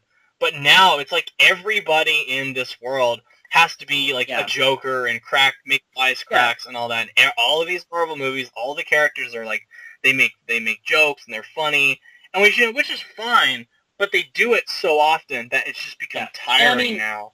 And it's like in the new Zack Snyder Batman Superman movies. It's like all of them are like just standing around being serious, trying to imitate what Christopher Nolan did really well in the first two.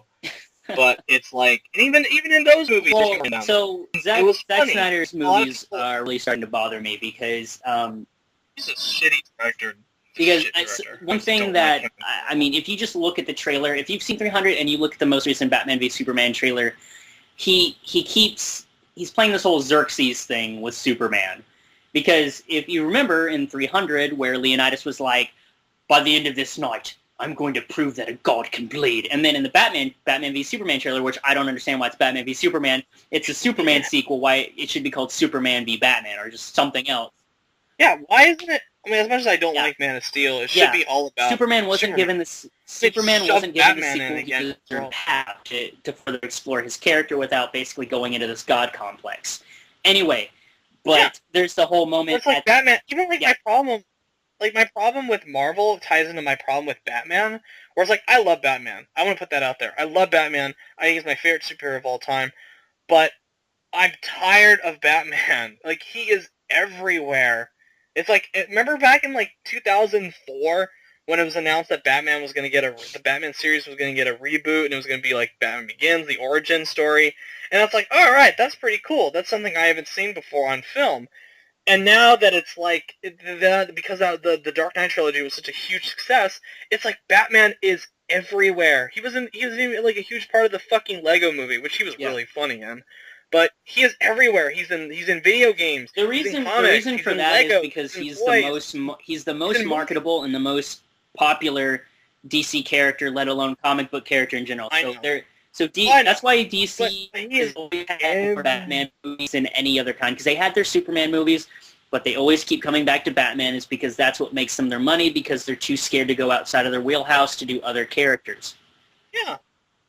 But it's like what made him special isn't special anymore, because I've seen so many times. The big issue that I have is, so like I was saying, so I can just complete the thought before I move on. If you look at the end of the Batman v Superman trailer, just like with Leonidas versus Xerxes, the whole I'm going to make a god bleed thing, which bothers me.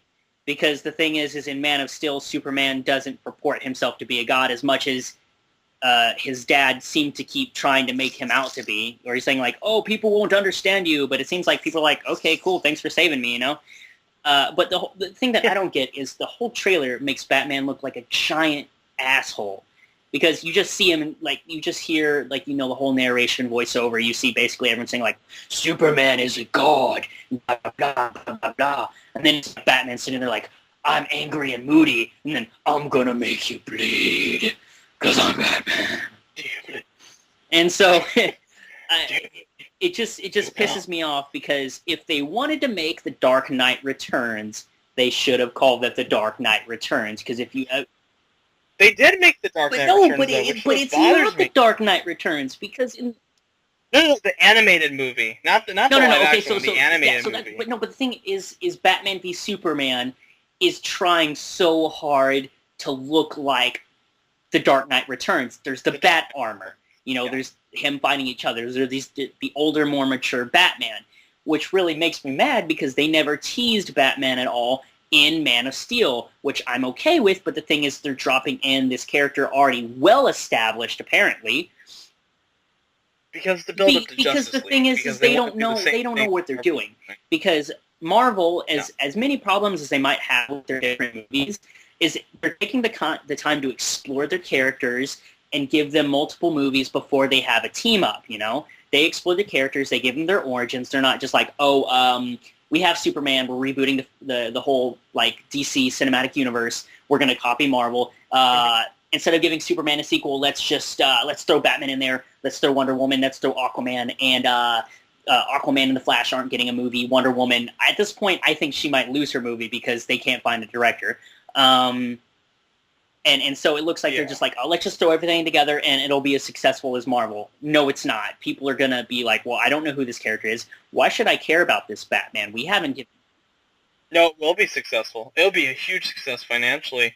Because as much as people, like, complain about it on the internet, there's all those people out there that are like, oh my god, Batman, woo! Yeah, they just go see it.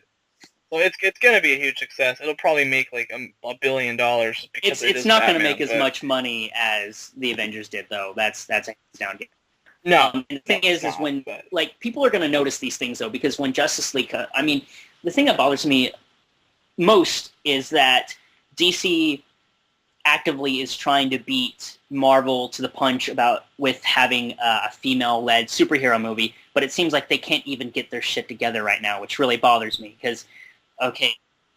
Whether or not Gal Gadot actually looks like Wonder Woman or not is one thing, but it seems like they can't get their director, they can't get their script together, they can't get this movie together that they're trying to make.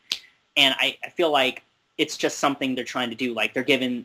Like, I feel like she's going to end up being a token character more than anything else, which I really hope doesn't happen. I think Jamie Alexander, who plays Sif in Thor, should have been Wonder Woman, because she looks like Wonder Woman. And the thing is... She has the body for it, she has the face for it, she has the hair for it, she has the personality for it. She can pull off Wonder Woman. Gal Gadot, on the other hand, I have the only movies I've seen her in are the Fast and the Furious movies, and I'm like, you are not Wonder Woman, honey. And something else is the fact that at least with the Lady Sif is that she's been in 2 Thor movies. She's shown up in Agents of S.H.I.E.L.D. twice because they realize that she's a character that people enjoy, And I would say so far they've done the character justice. I would like to see more of her, but at the same time, they've done more with her than anything DC has done with any of its other characters. And if we want to talk about DC, we can also talk about Suicide Squad, because that's been announced recently. They've been throwing a bunch of, like, teaser images out. It looks interesting. I'll give it its chance. I'll see the trailer. I'll probably see the movie, but I'm gonna reserve my judgments. So at least for the Joker, for Jared Leto's Joker, tattoos or not, I think the character looks cool, and I'm not gonna. I will never judge the Joker ever again because of what's his name? Heath Ledger. Because Heath Ledger did such an amazing job on his Joker that I will never... Like, the thing is that's why I'm not going to even judge Gal Gadot, because I'm like, maybe she can do it. I'm going to wait until it happens. But I don't know. Like, I guess I'll just have to see what happens too. But I guess one of the major issues that I have with the DC movies is they've spent some time establishing characters in their TV shows right now, and they're not utilizing any of them. And that really bothers me because they feel so disjointed. And, I mean, it sucks. Constantine's not going to even get another season, which sucks because that was awesome. Yeah, that was on Fox, and they cancel things all the time. But, I mean, the thing is Constantine deserves a second season on a different show or a different network where it could actually get justice. Yeah. But I don't know. Like, I really love The Flash. I like Arrow, but I really love The Flash. Flash is one of my favorite TV shows on right now, and it feels like the first real superhero TV show I've seen in a very long time, or at all. I mean, I used to watch Wonder Woman as a kid, and I've seen some I've seen not Batman. I've seen some Spider-Man shows when I was a kid too, like the Japanese one. But it feels the way the character should feel. I like the character, and for them to have basically had about 5 episodes of The Flash come out and then them announce like a different Flash for the movies, I agree with Stephen Amell, who plays Green Arrow, that it was pretty bullshit. Because like that's something else that at least Marvel is doing with their TV shows. They're tying in their characters from the movies. They're using their same characters. They're using the same actors, Like, there's a giant sense of an interconnectivity, I mean, even in Daredevil, you didn't see any of the characters from the MCU, but you saw references to it, so you understand that Daredevil is in the MCU. So it's exciting. Yeah. Also, on that note, before I go back to it, apparently Tom Hardy wants to play the Punisher. Yes. So, oh my God. The thing that I heard is that the Punisher might show up in season 2 of Daredevil, and if that's the case, then I'm really excited for that. Also, the Luke Cage TV show, and I want to say the Iron Fist TV show. That's going to be great. I really love how Netflix has been handling it so far. I'm really excited to see more of that. But the thing is, that's the thing that gets me excited, because instead of feeling like everything it's just all separated and doing its own different things, I like the fact that, especially with Daredevil, that Daredevil can do its own thing, and yet it still is a part of this bigger universe. So that Daredevil could show up in a movie further down the line. And I mean, that's the most important thing about with the developments with Sony and Spider-Man, is that we actually can get a Spider-Man now, which is awesome.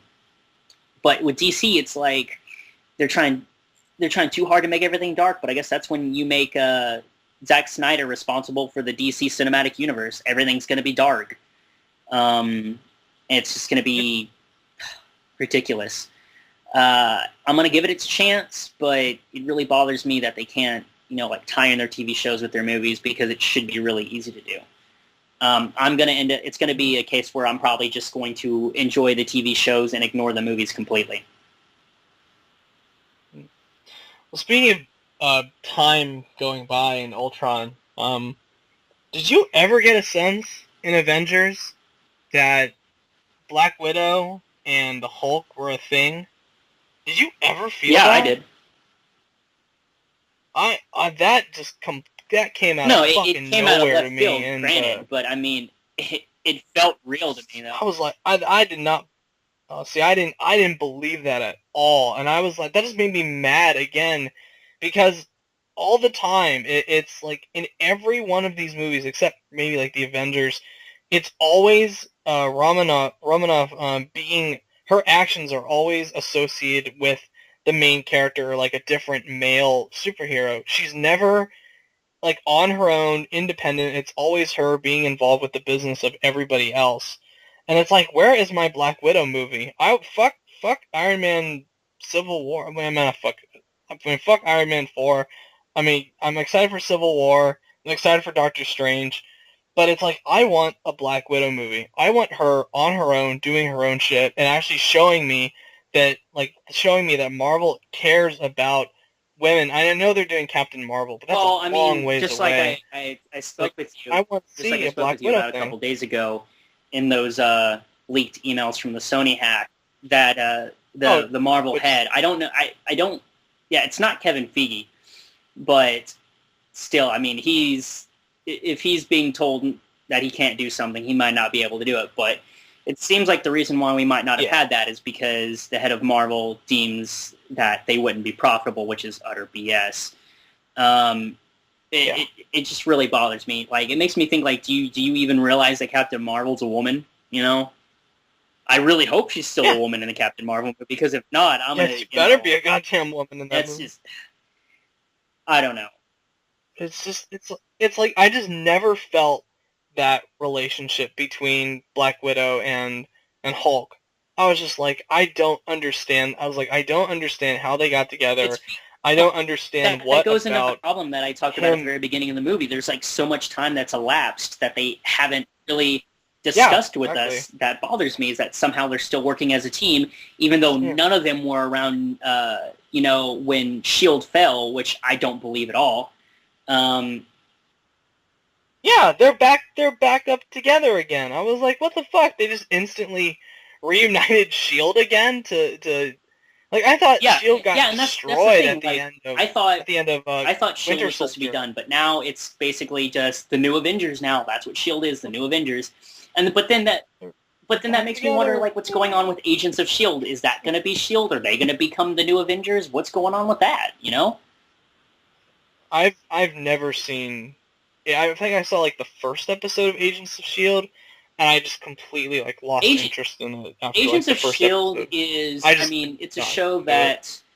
It's not the strongest show out there, but the second season was definitely... It's been a lot stronger. And it's doing a really decent job of setting up the Inhumans. So by the time the Inhumans movie comes out, people are going to know what the Inhumans are for a fact. But that's why I call it the Inhumans show, because that's pretty much what it is now.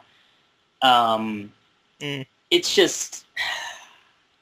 It just bothers me that I felt like we weren't introduced to the current standing world as it was. The last thing we saw... No, jump right in, and it's like, the last thing that we saw is that S.H.I.E.L.D. fell. S.H.I.E.L.D. was done, you know, and that even they've really explored that in the Agents of S.H.I.E.L.D. TV show. Like, S.H.I.E.L.D., there's only about 20 S.H.I.E.L.D. agents left, according to the TV show with Phil Coulson, you know, and everything like that. So Did he die? Didn't he die in Yeah, he did die Avengers? in the Avengers, but he was MacGuffined back to life. Because they did it as a way of, I want to say, introducing other alien beings into the universe. But Joss Whedon has actually already admitted that he regrets bringing Coulson back to life. He says he regrets it because it lessens the impact of his death in the Avengers. Yeah. But the thing is like, I don't mind, because he's one of my favorite characters. So, and he's the reason why I kept watching Agents of S.H.I.E.L.D. after other stuff pissed me off. But yeah.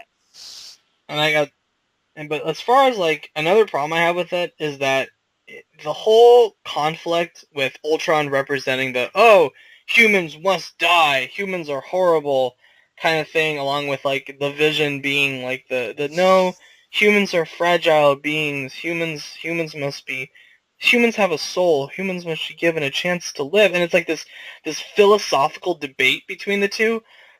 I just felt so fucking derivative and hackened, and it was like, I've seen all of this before. Every single bit of it, where you have the villain being, humans are bad, humans must die, then you have another godlike figure like, oh no, humans are good, humans must survive, and then they're trying to, like, force in all this philosophical crap. It just felt so out of place in this giant, like, mindless action movie. And then at the end, when they have just the simple solution of, like, oh, I'm stronger because blah blah blah, humans have a soul, goodbye cynicism, you're dead.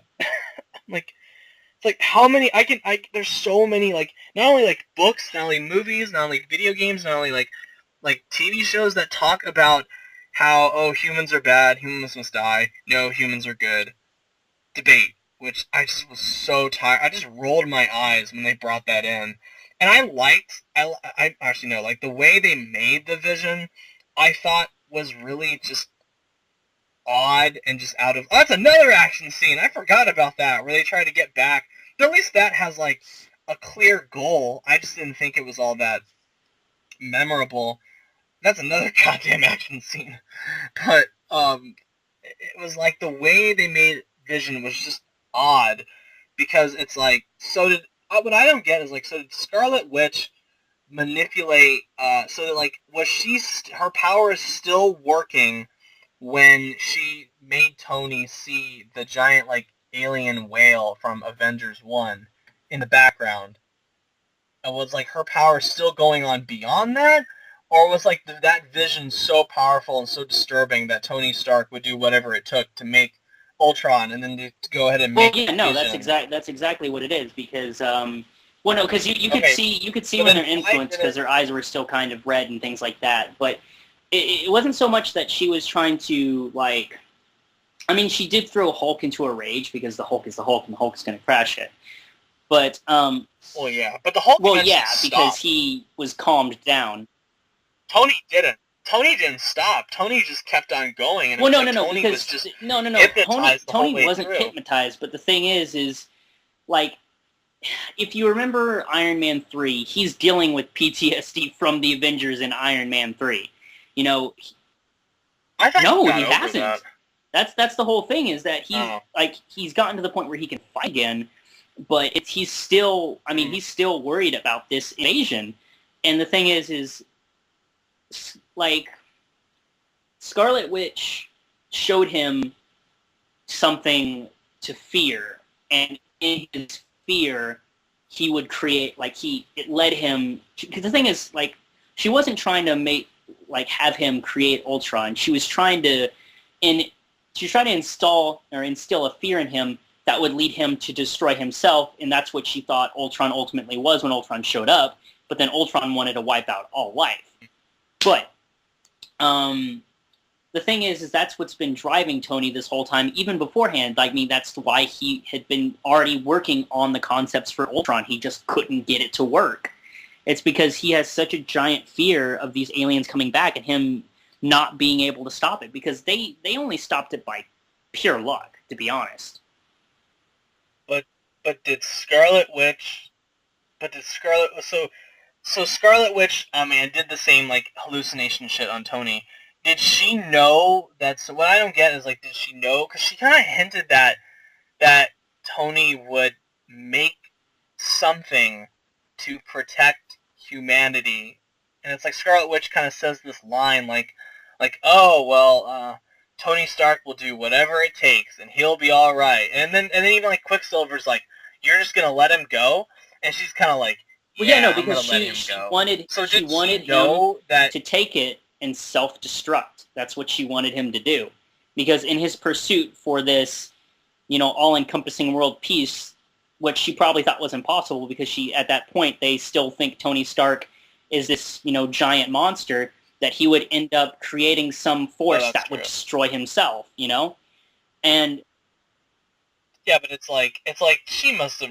And it was like, she must have known that Ultron was, like, a bad guy. And I love how, like, when she touches Ultron and sees what he's gonna do, she's like, oh, shit, you're a monster. I was like, no shit, well, the thing really? is they didn't know what Ultron was until they first ran across him in that church. And she could read him. But you have to have enough common sense to see that he's, like, evil and menacing, and then she's like, oh, yeah, I'll team up with you. That you have to understand is that he said... Like, okay, so if you look at it from Sokovia's point of view, the reason why Quicksilver and Scarlet Witch volunteered for the experiments in the first place is because they wanted to be able to have the power to protect their country, to stop people like Tony Stark, to stop foreign invaders. And the thing is they really display that when you see that when they actually attack Sokovia, and you see the Iron Legionnaires land in to try and protect the citizens, that they're like, we don't want you here. We know what you are, what you represent. And so the thing is, what Ultron represented for her is a way to defeat the Avengers, because they represented invaders. And the thing is that's what he promised him. He's like, I'm going to destroy the invaders. I'm going to, make this a more peaceful world, or at least that's what he was saying, what they wanted to believe. She didn't know what he actually wanted to do. And the moment that his memories and feelings were being transferred into the Vision's body, she was actually able to read what he wanted to do. And it wasn't that he wanted to save humanity and protect people from being destroyed by... Yeah, he wanted to just basically nuke it all because he wanted to create his own, robot army and life. And he wanted to evolve humanity into the next step, which he considered himself. Okay, that makes sense. All right. Now I get it, in a way. But I just still feel like Scarlet Witch, and especially Quicksilver, were really underdeveloped and just kind of thrown in there, not really having that much of a purpose beyond being pawns for Ultron, and then siding with the Avengers in the end. And then to have Quicksilver, full-on spoilers, you're still watching, you're still listening. Quicksilver dies, which I was I couldn't have cared less that Quicksilver died. Well, at that point, I thought they were setting Hawkeye up to die, not him. Yeah, that's what I thought. But it's oh, he died, and I was like... My biggest issue is I feel like they're going to MacGuffin him back to life somehow. Oh god, I hope not. Because he had bullets right through his body, and then blood everywhere. Then I was like, oh, so he's dead now. What was the point of him again, besides being the brother to Scarlet Witch? And to save some people, which that's the only thing that made me laugh about the Avengers, which I liked, and I saw it was a direct fuck you to Man of Steel, is that they went out of their way to give off this sense of oh yes, we are saving people, we are making sure there are no civilian casualties here, no problem at all, guys. Just keep on enjoying the movie. You don't have to worry about people dying. That's one thing that you really have to consider in superhero movies. When Titans clash, people die. And I mean, that was one of the things that they really showed in the Avengers, the first Avengers, was the fact that people died, but they were trying to save people. They made people the priority while they were trying to stop the villains at the same time. And right. Well, it wasn't Man of Steel where Man plown through buildings and stuff. Fuck it. But I mean, at the same time, fuck it. Yeah, fuck it. As much as I want to rail on Man of Steel because the thing is, when I was watching that movie, I'm like, well, that's a lot of people that just died. On screen and violently. As much as I want to rail on it for that, he was working by himself. He didn't have a whole team of people trying to save civilians, but. Yeah, that was one article I read where it was saying the Avengers do something Man of Steel didn't. They actually saved people, which I mean I appreciate because at the same time, I just love it. I still love at the end of Man of Steel where it's the guys come in and it's hey, he saved us. Did he? They're standing in the middle of this ginormous crater that was once Metropolis. I was wow, that was 9/11 times 1,000, where they're just blowing buildings up left and right, and people are dying horribly, and it's what to do? He saved the day, even though most of Metropolis is. And I want to say the reason why what the fuck? I mean, yeah, they were saving a lot of people in Sokovia on the floating island, but the fact is they actually were able to get a lot of people off that before that started happening too, which was good. They were. It wasn't I guess it was harder for Superman because one of those lasers was being dropped into Metropolis. So it's not the other side of the world. So the other side of the world. If anything, I wish he would have somehow found a way to pull Zod away from the city. To where he wouldn't be crashing through all those buildings because because that makes me think back to Dragon Ball Z when everyone would clash with each other. They would find a location that wasn't densely populated. They would go out into the wilderness to fight because it wouldn't cause civilian death. And that's something that I feel is sort of a signifier of a hero to where yes, I'm going to fight the villain, but I'm also going to try and find a way to save people, Yeah. It's just there's no real sense of heroicism all that much anymore. It's like, yeah, these are. I think a lot of filmmakers are forgetting that these are Yeah. superheroes. They're supposed to be. It's not just about them versus the Them villain. It's protecting about them them protecting people against the villain. That's why I like the Spider-Man, the first two Spider-Man movies by Sam Raimi, where that was a huge emphasis on Peter's powers are for saving people. They're not for like this villain of the week type shit where that he just keeps clashing with the villain. And even when he clashes with the villain with people, he actively goes out of his way to protect people, even at the risk of his own life. See, to me, that is the definition of like what a That's why I superhero really is. like Captain America, especially in Age of Ultron. He's like, I'm not going to leave these people to die. You know, I'm going to save these people. Yeah, I like that. I mean, that was a cool little notion. But again, it's just like everything about, and I'm gonna borrow a term from Roger Ebert here, where he described, I forgot what movie he was talking about, but he said it was cinematic vapor, where it just went through his head and left nothing in its wake. And to me, it's like that's Age of Ultron, where it just completely went through my head, and I just kind of was like, all right, whatever. Like it wasn't like the first Avengers that left a big impact on me. It wasn't even like Guardians of the Galaxy, which as flawed as that movie is, that was at least and if you look at that movie, especially Guardians of the Galaxy, there was around the end portion of that movie where it was nothing, like a large portion of it was like when Rocket went with the other God, what were those with the pirates, where basically they went and they were just protecting the civilians. You know, they were trying to stop them from being killed, you know, because they were heroes. They became heroes in that movie because of their actions. They went from being greedy and selfish to protecting other people. Yeah, they earned the right to call themselves heroes. And even like Avengers does that. No, I feel like the Avengers does it to a massive degree. And, I mean, in the first Avengers movie, they saved New York. I mean, in the sequel, they save a good chunk of that population of Sokovia because they warned them ahead of time. Because, I mean, whether or not they even touched that city, Ultron was going to blow it to hell. Yeah. But it's like Batman and Superman now. It's just all about blow shit up. It's more about instead of the thing isn't instead of making the heroes into humans, they're making the heroes into gods. Gods who you cannot associate with. Well, they're making them into cartoon characters rather than like real people, and it's like that's fun. And even like the Justice League show, the animated show, has a lot more.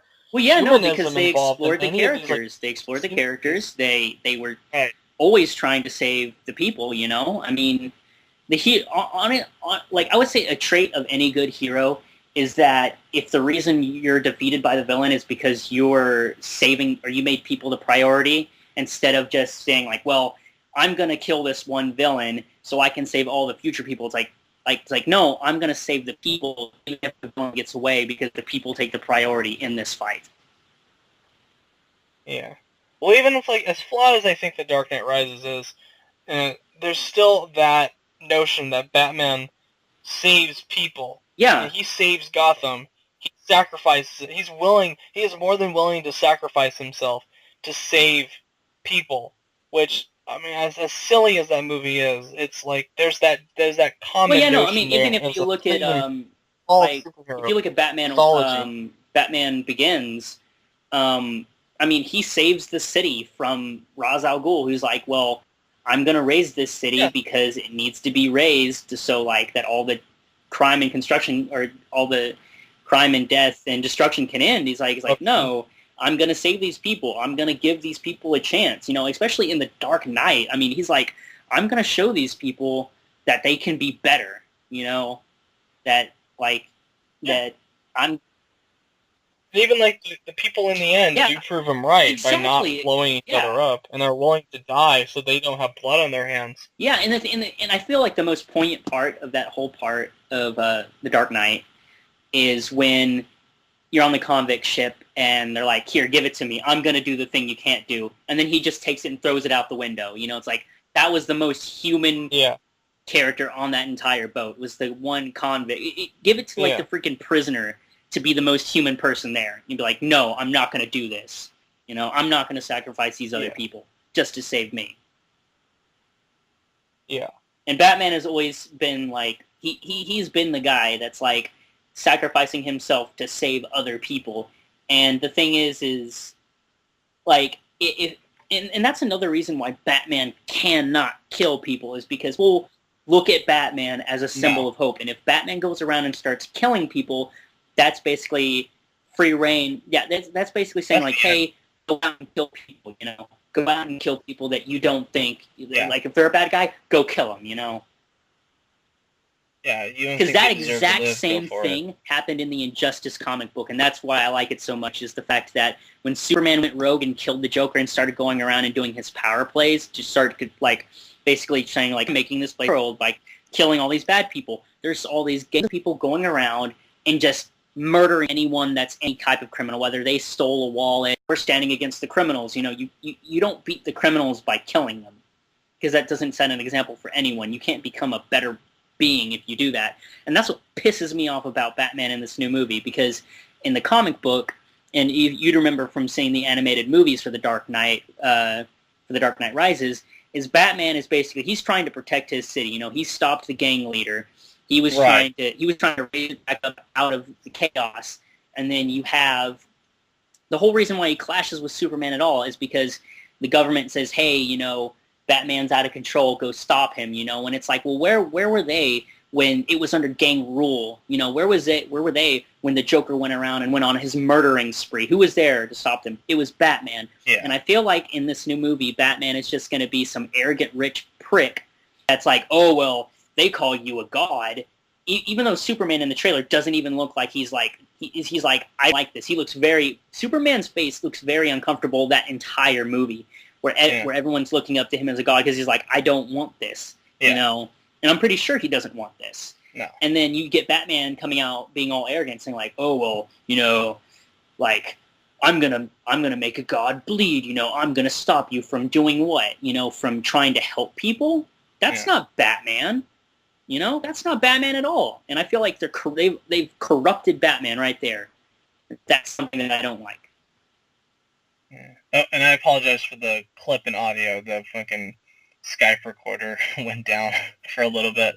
But I got back up, and our recording is safe and sound, thankfully. But yeah, I mean, that's the whole thing. I mean, I don't know if there's anything else you wanted to kind of add into this Avengers thing, but I feel like maybe we can talk about a couple of other short stories before we call this an end, because we're coming close to, I mean, I think we're already at the 2 hour We're going on almost as long as the Avengers, too. Yeah. So either we can, I mean, do you want to stop this now? Because, I mean, we might be able to save, like, other stories for the future. Sure. But, yeah, because this is going to be kind of daunting to listen to begin with anyway. Well, anyway, if you want to stop now, I'm totally down for that. Yeah. So anyway, wow, we covered not only just Silent Hills, we covered, like, Die Hard, The Incredibles, Batman, all that stuff. Yeah, I mean, that was a pretty meaty podcast. So Mr. Meat would be proud. All right. Yeah. That was so out of context. Oh yeah, your Mr. Meat character from the parody Arnold movie, where he's like a school teacher or something like that. He's the sex ed teacher. I'm Mr. Meat. Come on, come to my class. I'll teach you things about sex. I'll bring you a hooker. You all can try it. Take your toy and take it to the carpet. Literally. But that anyway, dildo's too big for you, Johnny. You needed to get a smaller one. Well, yeah. That's how we're ending this. Yeah, I guess that's how that's ending. Yep. Alright. I mean, but thank you guys for watching. I have no fucking idea how we're gonna distribute this. I have no idea. I don't know. I might make a new YouTube account for this because I don't want this on my other one. Yeah, I mean, you can make like a channel for it and then just upload podcasts. Hell yeah. All right. And I mean, in the future, we might try and if we get enough supporters or anything like that, we might try and like stream it to a website whenever we actually do it. That way we can have put it on commentaries iTunes. and chats going on. Put it on iTunes. Yeah. Get more people involved. But yeah, I mean, and I need to find somebody that's good at what's it called? Damn it, the thing where you make like art from. I forgot what that's called. Oh, whatever. I'll think of it.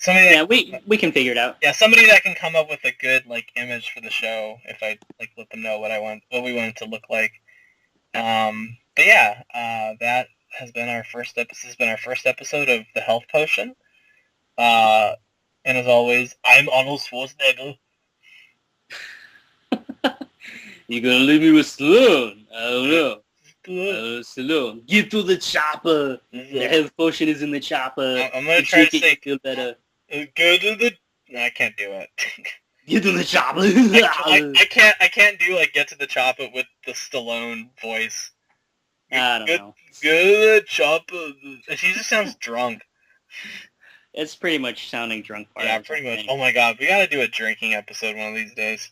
Yeah. Just like maybe like an April Fool's joke or something special. We just have like a drinking contest on here, and we just talk random shit. It might get so crazy we might only have it's like a uncensored. Well, we're already uncensored, but like totally just fucking weird episode. Yeah. It's like people just turn it off and go, "What the hell was that?" I don't know. Yeah.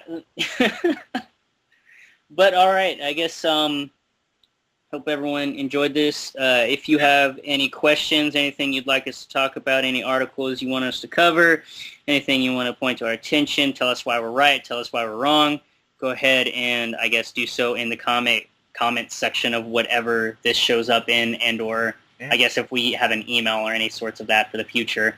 I guess we'd probably have that show up in description, infos, links, things like that. Yeah. And I'm going to try to tag the certain points that we talk about the most in like a time link. Yeah. But that's going to be hard to go through because we go through a large variety of topics in this thing, which I like. I like the freeform thing, which I like the most. So anyway, thank you guys for watching. This has been the first episode of Health Push. What the hell are we going to call this thing? We got to have a name for each episode. Well, we can affectionately call this first episode "Get to the Choppa." Get to the Silent Hills Choppa. Something like that.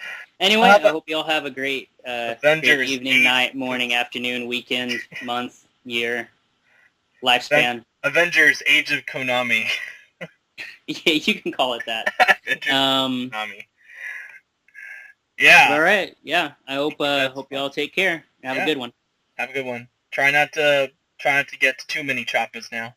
You might hurt yourself. Bye. All right, bye.